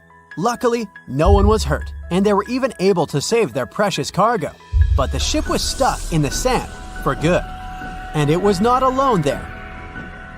Nearly the entire length of the western coast of Namibia is called Skeleton Coast. If the name sounds scary, that's because it is. This 976-mile-long beach line is among the most dangerous places on Earth. The local Bushman tribes believe that their supreme deity made this land when it was angry. The Portuguese were the first Europeans to set foot in Namibia in the 15th century. And yep, they didn't like Skeleton Coast either. Portuguese explorers thought this land presented the gates to the underworld. This is the place where the Namib Desert meets the Atlantic Ocean.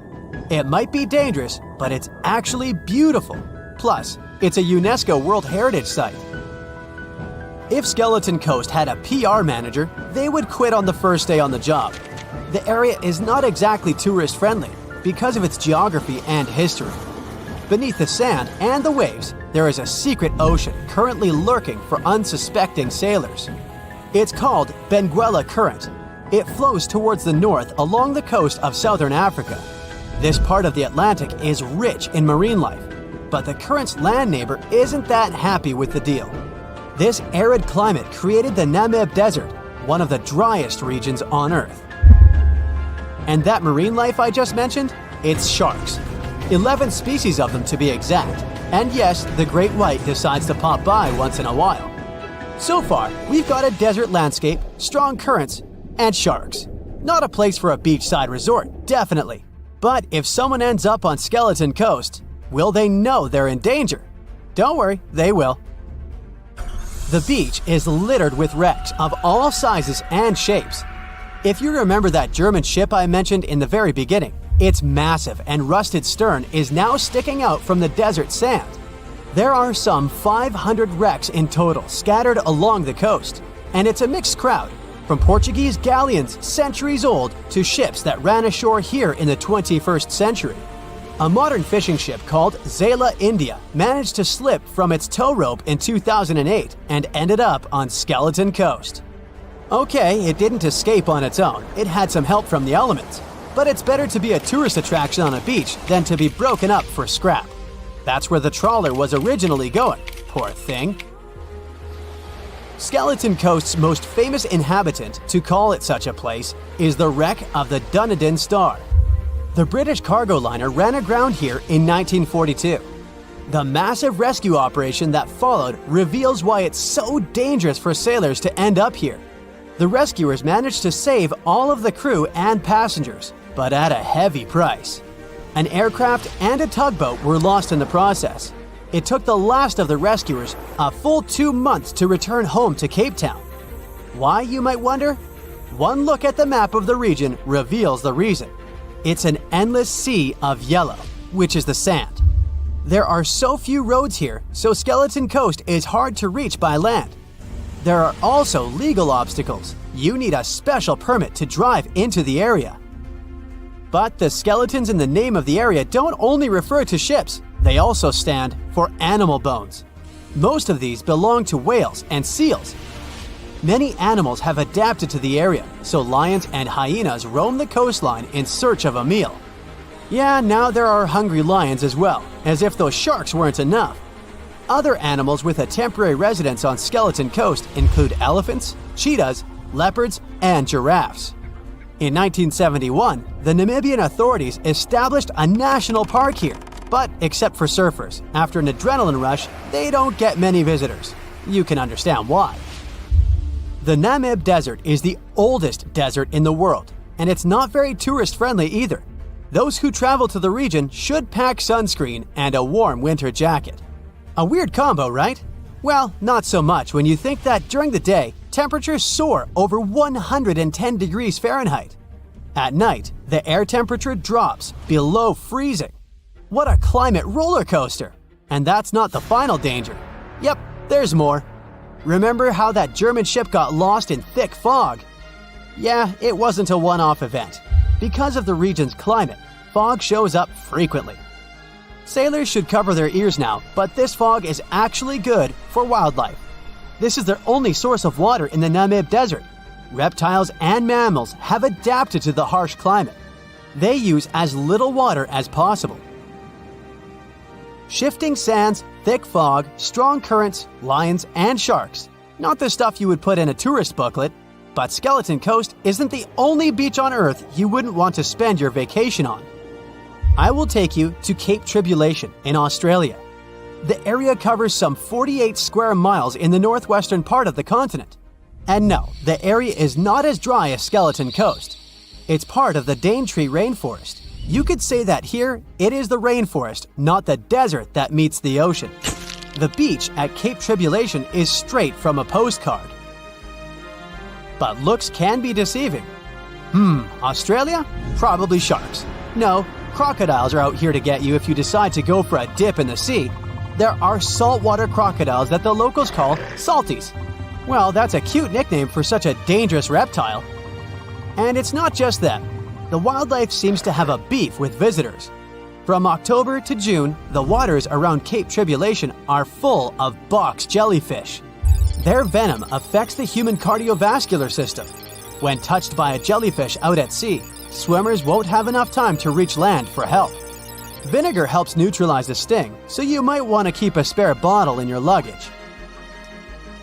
Crocodiles and jellyfish sound dangerous, but there's one more animal you should look after. It's the wild boar. It might sound funny, but you won't laugh when you're being chased by one of these across the beach. 21 million wild boars live in Australia. They're mostly active at night, making it even more dangerous if they charge at you. The best defense is running in circles. Wild boars can't cut corners well. That's probably why we don't see many of them taking up careers as race drivers. Cape Tribulation has one last danger installed for you, and it's not an animal. Out here, even the trees are plotting against visitors. The stinging tree got its name for a reason. If you try to pick one of its beautiful red berries, it'll fight back. Its prickles are like tiny glass shards. The less than pleasant effect on your skin will last for a month. Then there is this wait-a-while bush. Who keeps naming them like this? This long vine has spikes that grab hold and just don't let go. They are so strong they can pull a human off a horse. You'll have to wait for someone to come by and save you from this thorny grabber. If you are about to cross this Australian beach from the vacation list, hold on for a second. Tourism is booming here. The local authorities have restricted access to all of the danger zones. Visitors go swimming in dreamy water holes that are surrounded by lush vegetation. There are even ropes to swing from. Now, that's a beach you can finally relax on. Thick fog is rising over the ocean as the sun is slowly sinking towards the horizon. It's hard to see further away than a few dozen feet, but that's enough to notice a hulking, skeletal shape in the distance. As your ship approaches the figure, your heart beats faster, and then you make out the details of another vessel, abandoned by the looks of it. Ghost ships do exist, and their mysteries aren't always solved. Take MV Hoita, for example. It was a wooden vessel built in 1931 as a luxury yacht. It had served well to various people over 20 years before it was bought by a Samoan sailor and became a merchant ship. In 1955, though, Hoita's service came to an abrupt and mysterious end. On October 3rd, it set sail for another trading voyage that should have taken no more than 48 hours. Delays happen in the sea, so when Hoita didn't arrive on October 5th as scheduled, there was little worry yet. But then it failed to come on the following day too. There was no distress signal or any other sign of Hoita's presence anywhere between its departure and arrival points. A search and rescue party was dispatched to find the ship, and for 6 days, they were scouting the area of nearly 100,000 square miles. On October 12th, the mission returned to the base empty-handed. Hoita vanished without a trace. It was only a month later that another merchant ship, Tuvalu, noticed the missing vessel far away from its route, drifting in the open sea and listing heavily. The sailors boarded the ship and found that all of its crew and passengers, 25 people total, were missing, along with all the cargo the vessel had been carrying. The radio was tuned to the International Distress Channel, meaning that the crew had been trying to ask for help, but they couldn't reach anyone because the radio cable had been damaged, limiting the range to 2 miles. The lifeboats were missing as well, indicating that people on board must have left the ship. Unfortunately, they seem to have taken the logbook with them, leaving the rescue team clueless as to what had happened. Even today, the mystery of MV Hoita hasn't been solved yet. No one knows where the crew and passengers had gone and what had caused them to leave. SV Carol A. Deering wasn't a ghost ship in the usual sense of the word. There are no sightings of it in the open sea. Instead, it was found on the shore, but the circumstances of it running aground are a puzzle shrouded in mystery. Carol A. Deering was built in 1919 in Maine, and it was a large vessel made for commercial voyages. Unfortunately, despite its large cost of construction, it had only served for a year before its last trip. July 19, 1920. The ship was traveling from Puerto Rico to Rio de Janeiro via Newport News to deliver a cargo of coal. It was almost halfway to the final destination when the captain fell seriously ill, and the crew turned back to drop him and his son off and replace the captain. The voyage went without incident, but when it came to Barbados in December to resupply, there were strange moods among the crew. The first mate didn't seem to be happy with the new captain.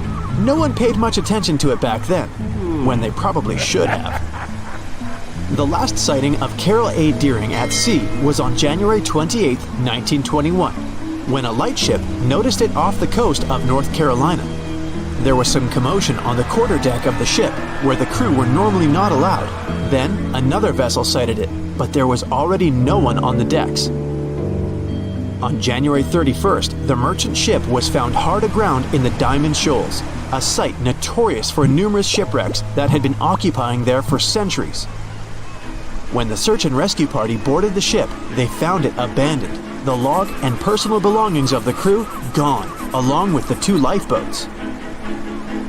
There is still no answer to what happened on board of Carol A. Deering that January, although the most popular version was mutiny. Maybe we'll never find out the truth though.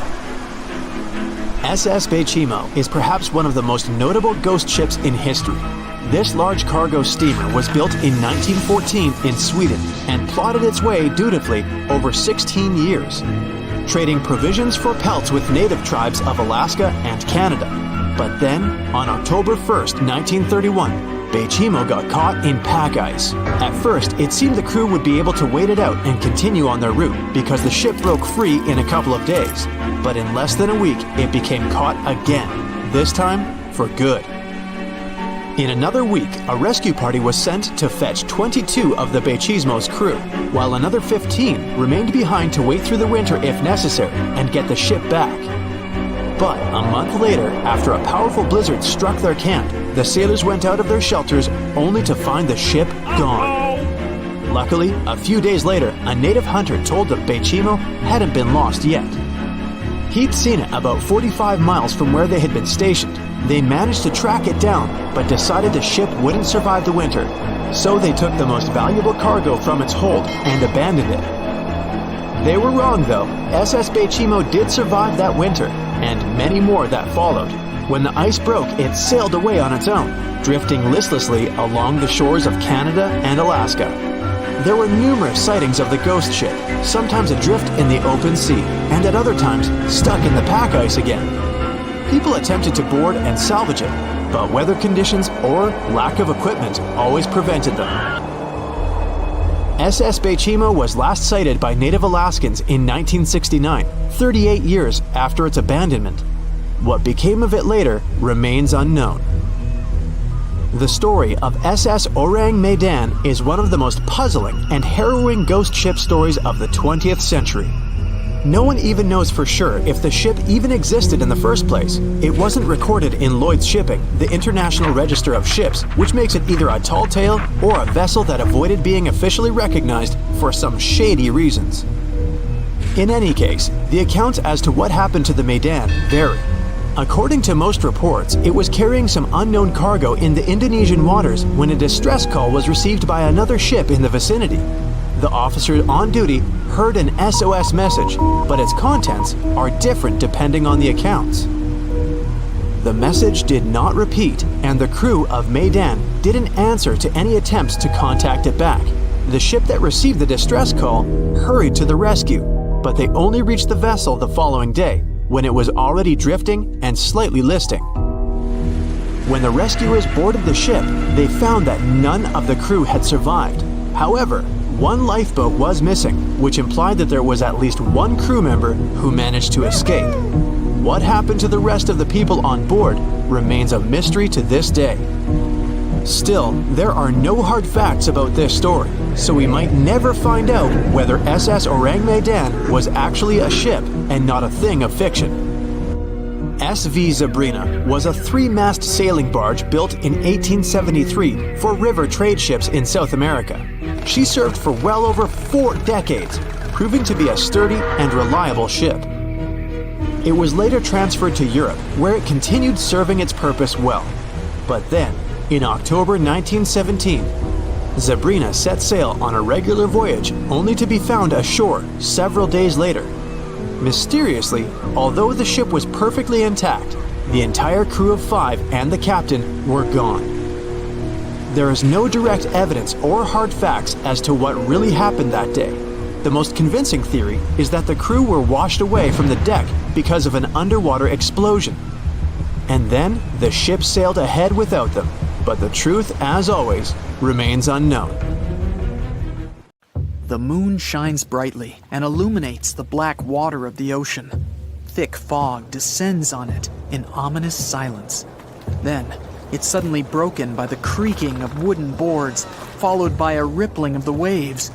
Through the fog, you see the outline of an old, large ship. Its hull is rusty, and a strange cold is coming from it. But the most unsettling thing is that there's no one on the deck. The ship sails without a crew. No, this isn't a mythical Flying Dutchman, but a very real ghost ship. September 2nd, 2019. The British Royal Navy's ice patrol ship, called the HMS Protector, sails through the calm waters of the Atlantic Ocean. The time is 11 p.m. Some of the ship's crew are on deck, while others are sleeping in their cabins. The captain steers the ship and looks straight at the horizon. The sky is lit up by an orange twilight, and clouds float in the distance. Suddenly, against this beautiful landscape, one of the sailors notices the black silhouette of an unknown ship. The captain slows down and steers the ship a little closer to the mysterious vessel. This is an old cargo ship, 250 feet long. Attempts to contact the crew members lead to nothing. It seems the unknown boat is floating in the ocean by itself. There's no one on board, at least, no one alive. The deck of the ship creaks from rocking on the waves. The sun sinks below the horizon, and it gets dark. The ship looks terrifying. British sailors don't dare to climb on that strange deck. They take a photo, post it on the internet, and sail away. Many people on the internet will assume the sailors met a real ghost ship. 5 months later, we're in the village of Ballycotton in County Cork, Ireland. A local leaves the house early in the morning to go for a daily run. Music in his headphones, fresh cool air, and a scenic route are ideal conditions for a good workout. The jogger runs along the road on the coast of the Celtic Sea. There was a strong storm last night, and now the sea looks calm. The man runs along the top of a low cliff and notices a huge vessel. An old rusty cargo ship 250 feet long lies on the beach, right among the rocks. No people on board. It seems the ship has been here for ages, but the local is sure this vessel wasn't here yesterday. A little later, it turns out this is the same ship that the sailors from the HMS Protector saw 5 months ago, thousands of miles from this place. The cargo ship, called the Alta, was built in 1976. Nobody knows who used it all this time and for what purposes. It's only known that in 2017, the ship was purchased by a new owner and marked with the flag of Tanzania. It's important to say that almost all cargo ships are equipped with AIS, Automatic Identification System, which is needed to track ship movements in the ocean. Since 2015, something strange started happening with the Alta's AIS. The ship disappeared from the satellites, then reappeared again. Over the past few years, this ship had changed several names and flags. It's not surprising that its AIS shut off and turned on numerous times. It's said that some of those who disable AIS on their ships do so to hide outlaw activities. The ship's captain, whoever it was, clearly didn't want to show the Alta's movements. As AIS showed in 2017, the ship had sailed near Greek port cities. The Alta made 12 stops in 3 such cities in different parts of Greece. Then, the AIS signal disappeared, and 10 months later, the Alta reappeared near the northern coast of Africa, 1,200 miles from Greece. In September of 2018, The ship was sailing about 1,400 miles southeast of Bermuda, and at that time, the crew members started having problems. There were 10 people on board the Alta. On September 19th, the ship's engine failed right in the middle of the Atlantic Ocean. The nearest shore was very far away. The ship began to drift. As days passed, the crew couldn't fix the vessel. Food supplies were running low. The crew started to panic and tried to contact someone. The situation got worse as a strong hurricane was approaching the place where the ship broke down. Crew members contacted the U.S. Coast Guard. On October 2nd, a helicopter headed towards the ship. Food and water were unloaded on the Alta. This was enough for the crew to bide their time for several days. About a week later, a rescue boat sailed about 1,500 miles to reach the Alta and help the stranded sailors. Shortly before the start of the hurricane, American rescuers succeeded. The entire crew of the wrecked ship was taken to Puerto Rico. The Alta remained drifting in the ocean. After a while, another ship arrived to tow it to the coast of Guyana. Then, something went wrong again. The ship was hijacked. Who did it and why remains a mystery to this day. But then, for some unknown reason, the thieves decided to abandon the ship and left it to drift in the ocean. For almost a year, the ship's location couldn't be tracked. Then, in September 2019, the vessel was found by the British Royal Navy. How the Alta was able to cover the distance across the Atlantic and wash up on the coast of Ireland is unknown.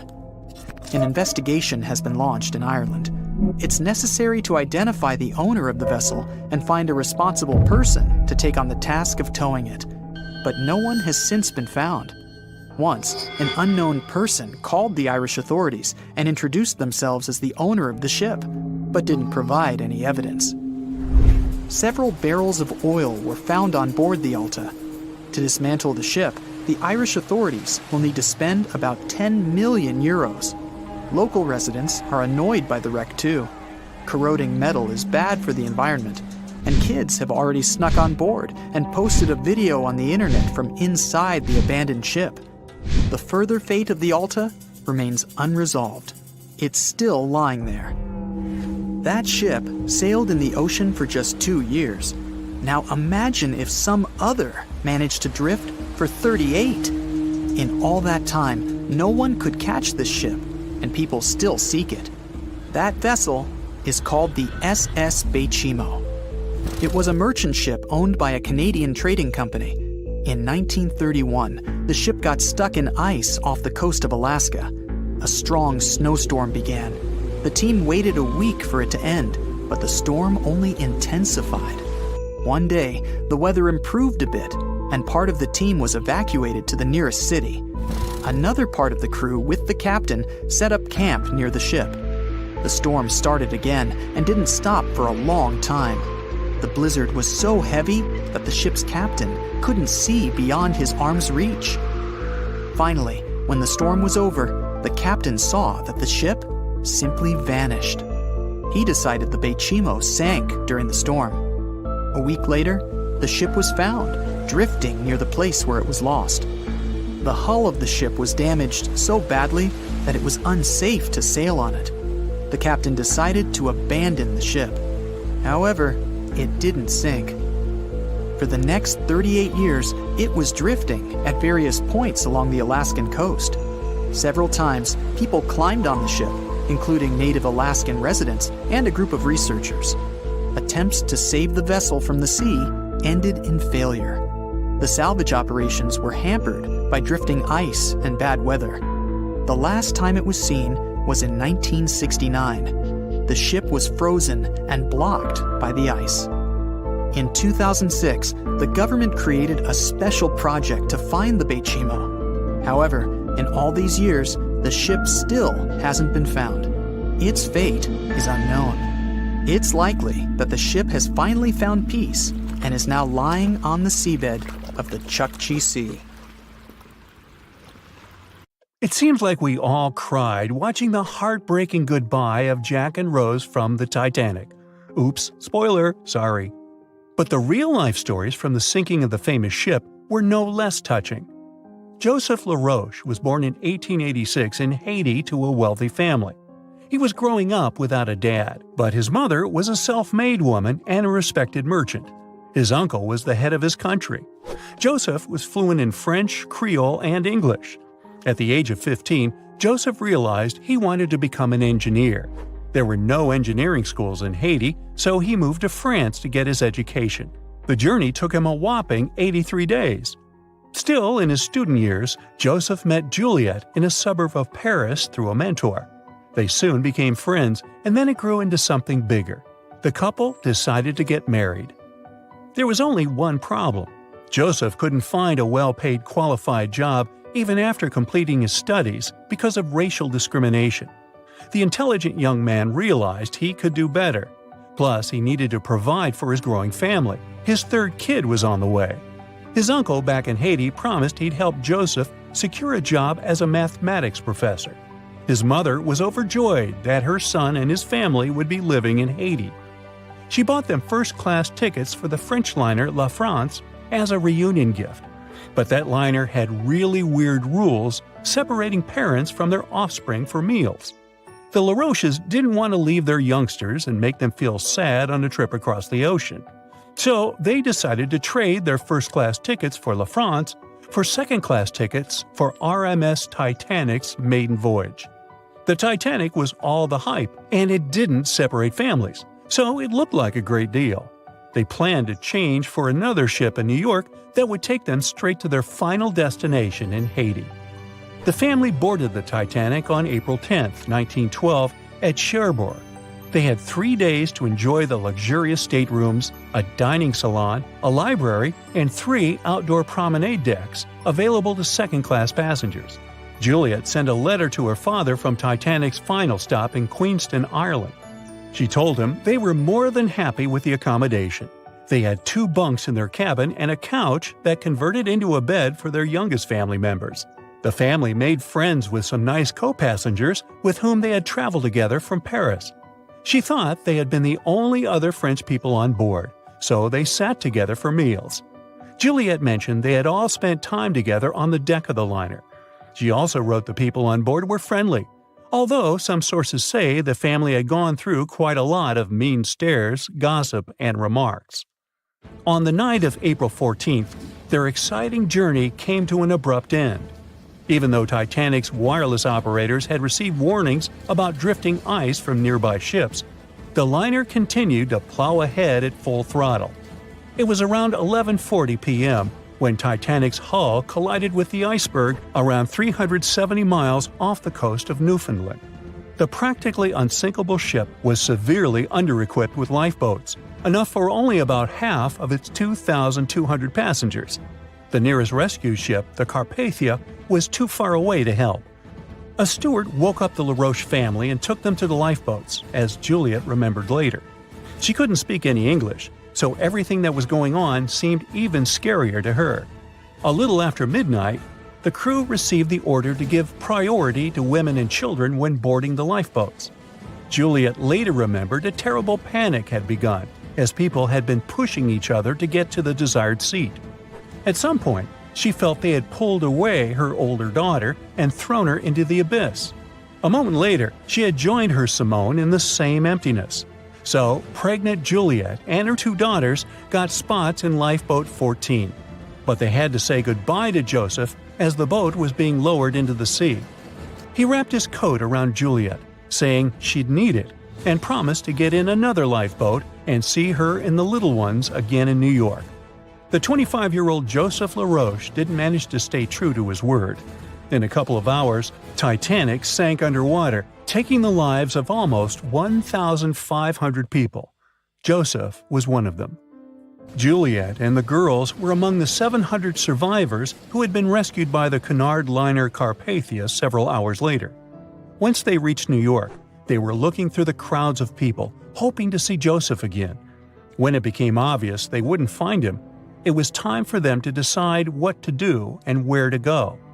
Without any knowledge of English or money that had gone down with the ship, Juliet managed to survive in America only for 3 weeks, and then had no other choice but to go back to France. Joseph's uncle was no longer able to help them, as others had taken his life 4 months after the Titanic tragedy. In December 1912, Juliet gave birth to a son who she named Joseph after his father. For the rest of her life, she couldn't get over the loss of her beloved husband. That's why she didn't like to speak about what had happened on Titanic and told her children not to mention it. In 1995, a member of the Titanic Historical Society interviewed Louise, who was the last remaining LaRoche child and the last French survivor of the sinking. And that's when the world first heard about this heartbreaking story. It inspired some plays and articles, but it never got the same attention as the story of other passengers. You probably remember the elderly couple going down together in their bed on the Titanic. It was inspired by Isidor and Ida Strauss. They were both born in Germany and emigrated to the United States as kids. They met in New York and got married 5 years later. Isidor started a china and porcelain business with his brother that grew into the glassware department at Macy's and turned them into multimillionaires. Isidor and Ida were well known in New York, not only for their wealth and charity, but also for their love and devotion to each other. In 1912, the couple decided to run away from the New York winters and headed for Europe. By that time, they'd already been married for 40 years. In early April, it was time for them to sail back home to New York. They normally traveled on huge German liners, but at that time, they couldn't resist the hype of everyone talking about that new luxury liner, the RMS Titanic. That's how they ended up in one of the first-class private suites at the top of the ship. The Strauss couple spent their evenings dining in front of a live orchestra in a hall filled with fancy furniture and expensive wooden paneling. On the night of April 14th, they felt a slight tremor and then left their private suite and waited for instructions from the crew. They told the passengers not to lose their passes, as they'd need them when everyone got back on board. But the ship was going under. The Strauss couple were standing next to Lifeboat 8. Mr. Strauss, who was 67 at the time, was offered a seat with his wife because of his age. He refused it, saying he was not too old to sacrifice himself for a woman. He wanted to wait and make sure no women and kids were left behind. Ellen Bird, Ida's maid, hesitated before getting on the lifeboat, but Ida told her to go. She took the easy decision not to leave her husband on the sinking ship. Ida took off her beautiful mink coat and handed it to her shivering maid, saying she wouldn't be needing it anymore. Isidor didn't manage to convince her to save herself, so they stayed together till the end. Some of the surviving first-class passengers later remembered they had seen the couple standing peacefully on the deck, holding hands, just waiting. Not a lot of people have heard of this mysterious body of water named after famous English explorer Sir Francis Drake. Even though Drake himself never sailed through these waters, one of his ships did pass near this location and discovered a connection between the Atlantic and Pacific Oceans. That's how the area got named the Drake Passage in 1578. Soon enough, the passage became known for some mysterious disappearances. It got the reputation of being the roughest and most unpredictable stretch of water in the world. It's now known for its strong winds and rough seas, with waves that can reach up to 60 feet in height. The passage also has powerful currents with speeds never seen before. Does it sound like a good start to an adventure book? Sure, it doesn't make the place any less real. If you ever decide to travel between the southern tip of South America and the southern tip of the Antarctic Peninsula, you will come across the infamous Drake Passage. We call this place the Drake Passage today, but locals still believe it should be named after Spanish explorer Francisco de Oces. He was a Spanish navigator who, in 1525, led the first known European expedition to navigate the Drake Passage. The trip was part of an attempt of Spain to find a new route to the Spice Islands in the East Indies. Oces and his two ships, the San Lesmes and the Santiago, sailed through the Strait of Magellan and into the Drake Passage, where they encountered treacherous weather and rough seas. Despite the difficulties, they successfully navigated the passage and became the first Europeans known to have done so. However, the expedition failed to find a new trade route, and the crew returned to Spain with no significant discoveries. Some years later, in 1616, another ship captained by Dutch navigator Willem Schouten made one of the most successful voyages through the Drake Passage. Despite the difficulties of navigating the often turbulent seas, eventually, the Drake Passage became an important part of international trade routes in the 19th and early 20th centuries. But this dangerous area holds many secrets. The record of one of the most famous events that happened here takes us back to the year 1914. During that time, a British explorer named Shackleton wanted to travel to Antarctica with 27 men split between two ships.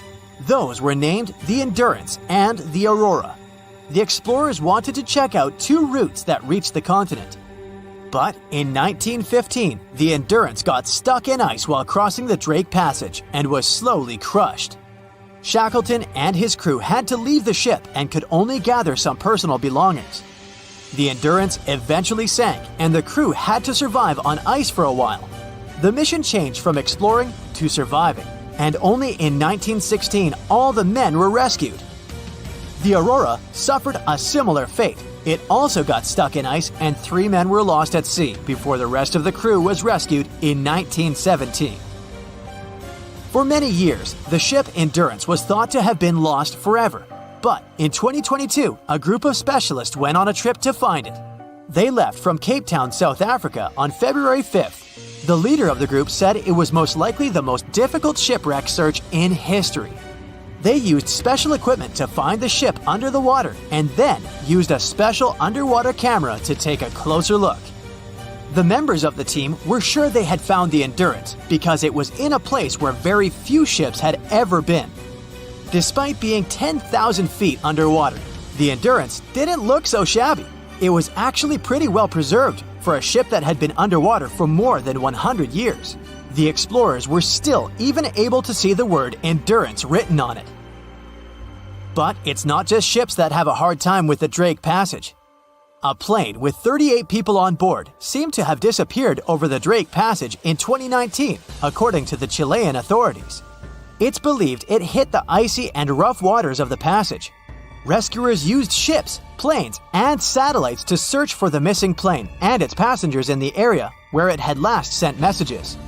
But the harsh conditions of the Drake Passage made the search very difficult. The exact location where the accident had happened was eventually found, but there were no survivors.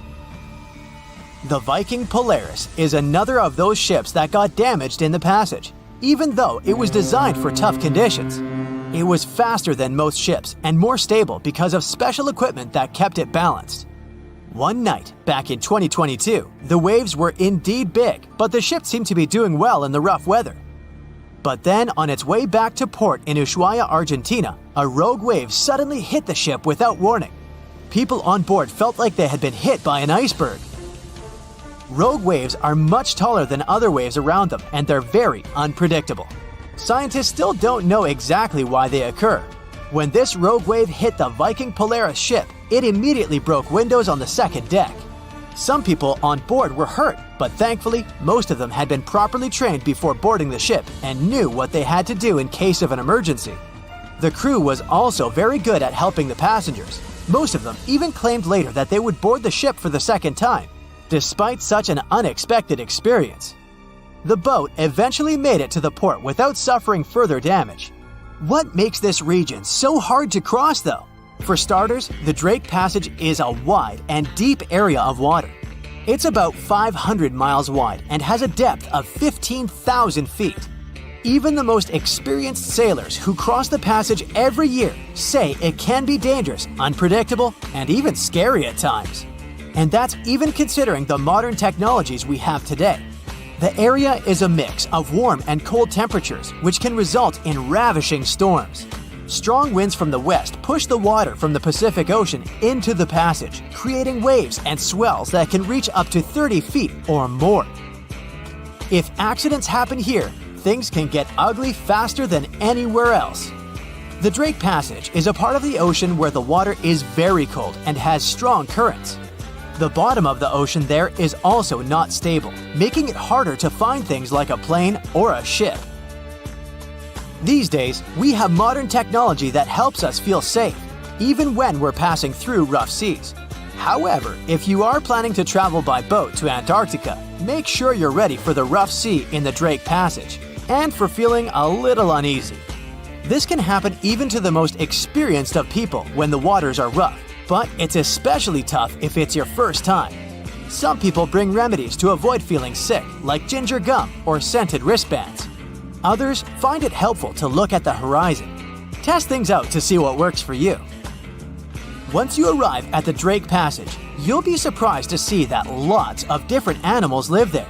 You can see many types of dolphins, birds, whales, and penguins. The water in the Drake Passage is also good for small animals like plankton, krill, which bigger animals such as whales, penguins, and seals generally have on their daily menus. As you get closer to Antarctica, watch out for the South Shetland Islands. These might be the first pieces of land you'll see. They're also located in the Antarctic Peninsula and were first discovered in 1819 by British explorer William Smith. The South Shetland Islands are home to severe active volcanoes, including Deception Island and Mount Fenton. The islands are also where you can find a number of endemic species, including the South Shetland Islands Gentoo penguin, which is only found on this piece of land.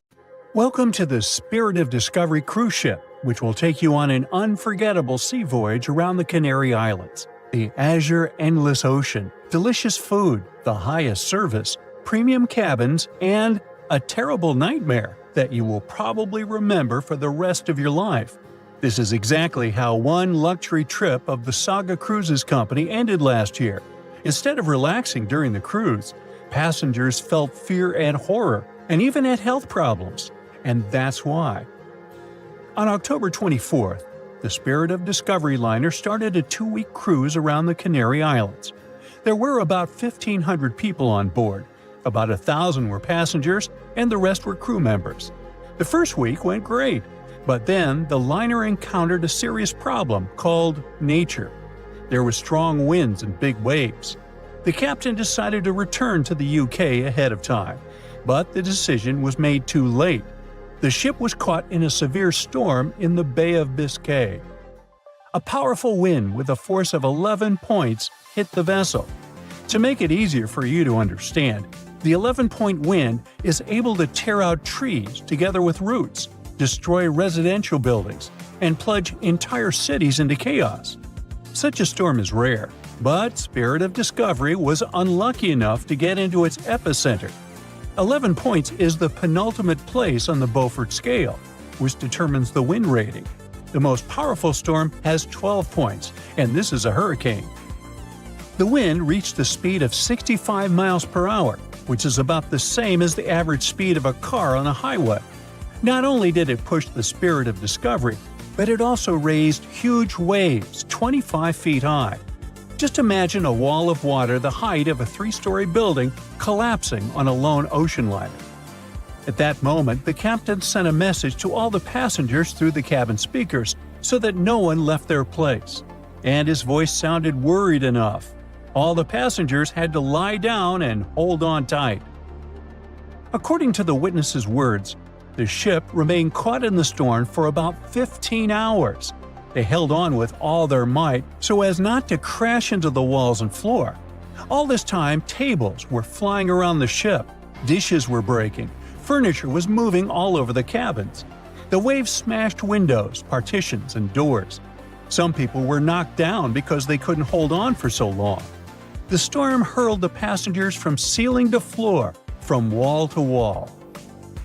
The ship's crew turned the dining room into a medical area to provide assistance to those who had been hurt. Despite the difficult and terrible conditions, the ship's team did a great job.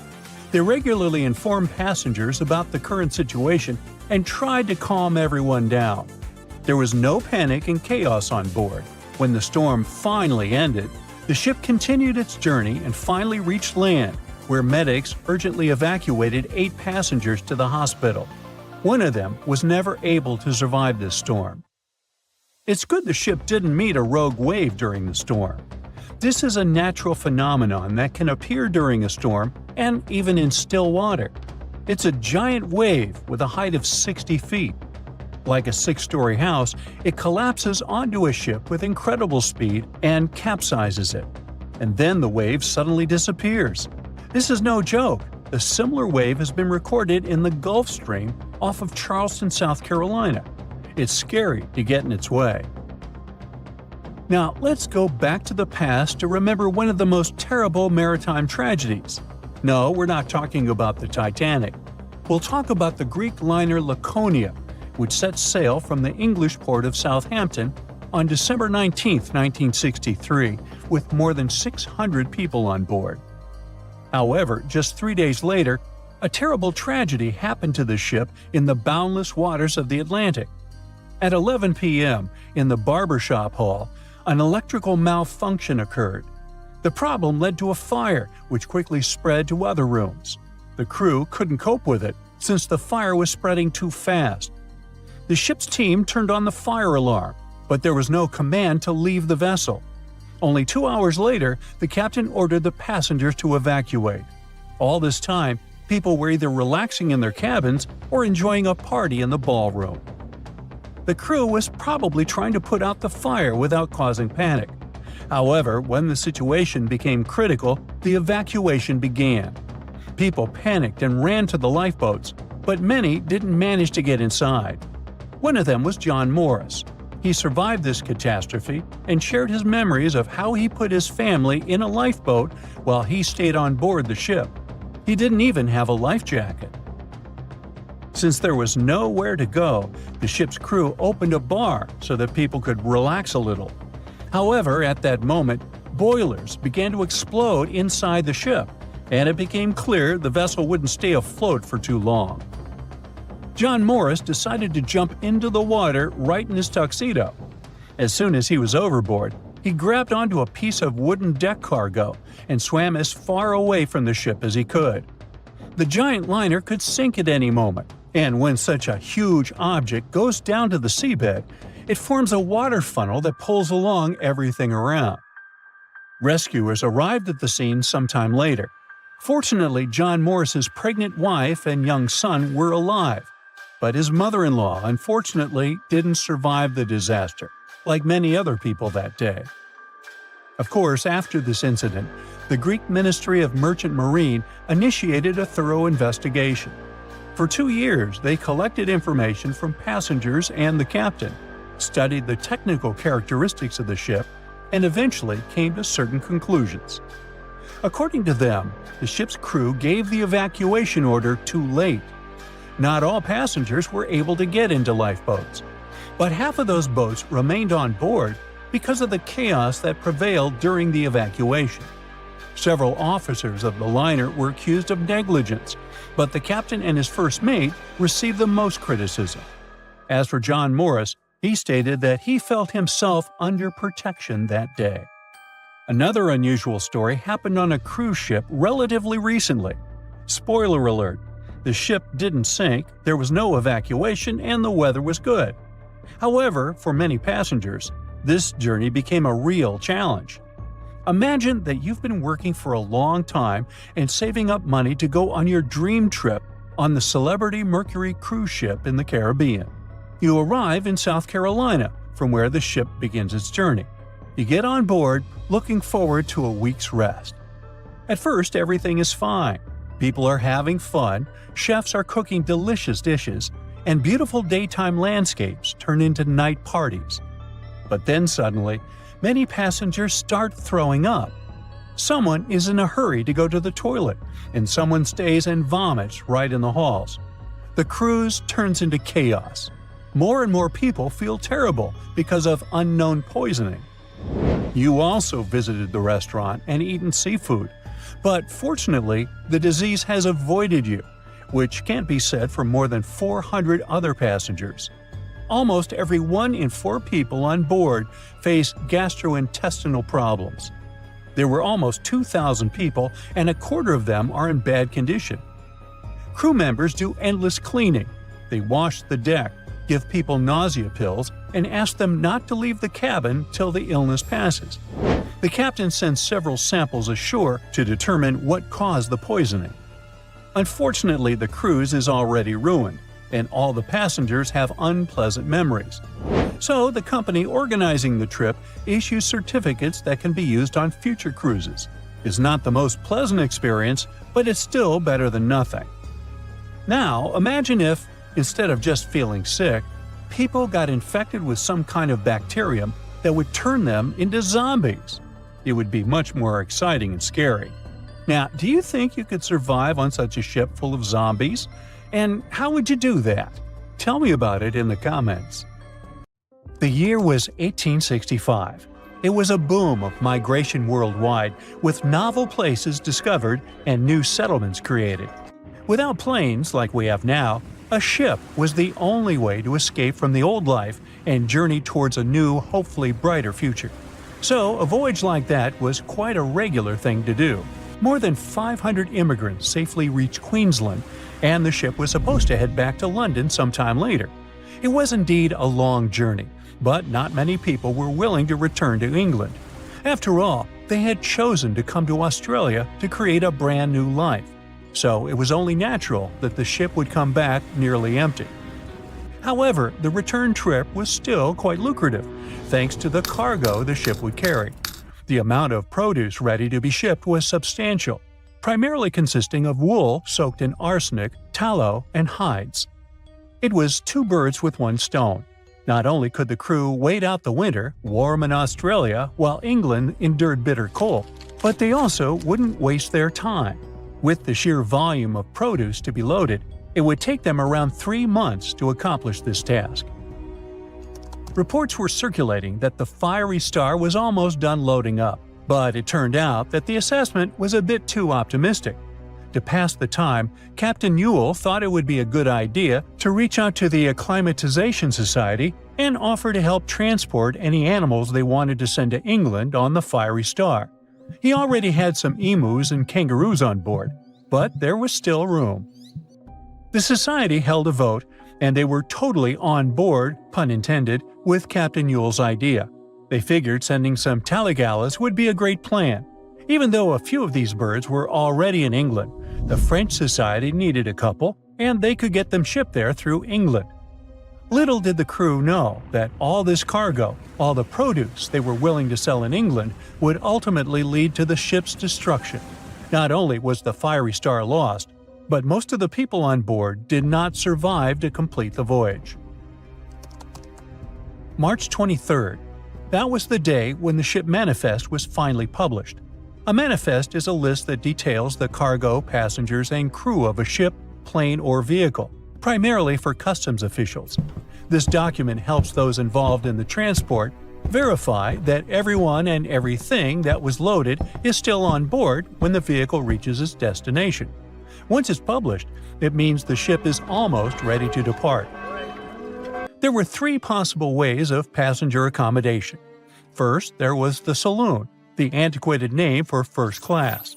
Next, there was the second cabin, which is, logically, second class. Finally, there was the steerage, the cheapest form of passenger accommodation on a ship. Back in the 19th and early 20th centuries, many people traveled from their homelands, often to North America and Australia, looking for a fresh start. Most of them were poor and had limited funds for travel. In total, there were 8 people in the saloon, another 8 in the second cabin, and only 21 steerage passengers. Out of the 37 passengers, only one, John Ormond, would make it out alive. He bought a ticket for the steerage, so unlike the Titanic situation, in this case, the class didn't really matter. The crew members list wasn't as detailed as the passengers. It was known that, in total, there were around 55 people in the crew, from able-bodied seamen to crew members simply called boys. But there's something telling me that the crew wasn't really that important for the captain. In reality, all that mattered to him was to make as much money as possible, shipping tons of dangerous, flammable cargo. Out of over 50 crew members, only 17 survived that voyage. But there was actually one more crew member who actually survived it all, just because they weren't let in.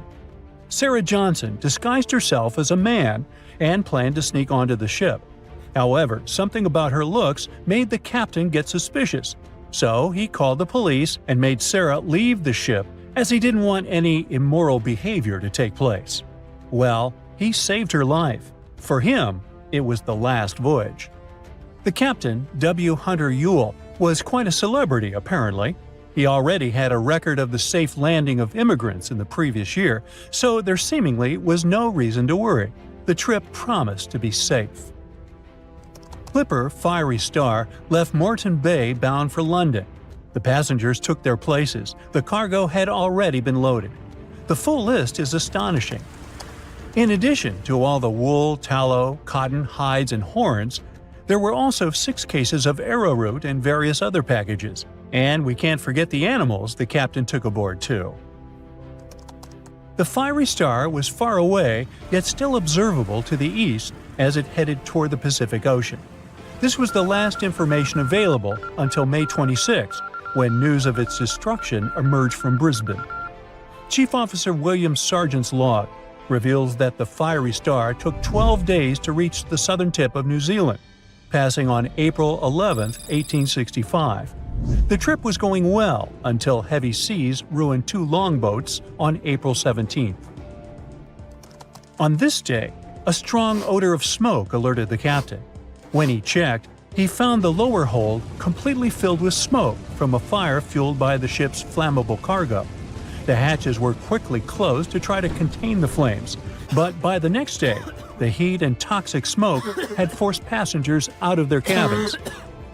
George Maber was one of the lucky survivors. He was the ship's engineer, and he recalled the chaotic events on April 20th, as Captain Ewell and most of the crew and passengers tried to evacuate in rough weather. At around 6 p.m., the ship took on water, and without much warning, Captain Ewell, 4 crew members, and a few female passengers hopped into a lifeboat and headed out. The next boat, managed by the second mate, Mr. Adio, was a gig, followed by a crowded jolly boat. Lastly, there was a waste boat, which was barely seaworthy, with 2 men constantly bailing water to keep it afloat. The plan was for the boats to stay close to the Fiery Star overnight and head for the Chatham Islands the next morning. But by dawn on April 21st, all 4 boats had vanished without a trace. On the burning ship, there were 17 crew members and passenger John Oman, who banded together under Chief Officer William Sargent's leadership. For 5 days and nights, George Maber pumped water on the fire without rest. He volunteered to go down the forehatch with a rope around him and a handkerchief over his mouth. He discovered that the foremast had been burned through for about 7 inches, and the port side was severely damaged, resembling an empty shell. Exhausted, he returned for fresh air, but later descended again with Quartermaster Marshall to access a water tank. They couldn't open the lid, and as George crawled over the hides, he felt himself sinking. When they reached the deck, they collapsed from exhaustion. The cargo had been destroyed by smoke and fire, and the heat on the deck was intolerable. The crew survived on limited rations and caged chickens, using every spare piece of wood, including pigsties for the pumps. Distressed pigs ran wild in the heat. A raft was constructed, but was too weak for the open sea. Sleep was elusive, and the crew had lost everything, with only hopes of reaching land or meeting another ship. Finally, the Dauntless appeared and sent a lifeboat to the Fiery Star. Captain Moore boarded the Fiery Star on May 12th, and after assessing the situation, he agreed that the crew could do no more. They boarded the Dauntless at 4 p.m., witnessing the Fiery Star succumb to flames by 11:30 p.m. It was a narrow escape. That's it for today. So hey, if you pacified your curiosity, then give the video a like and share it with your friends. Or if you want more, just click on these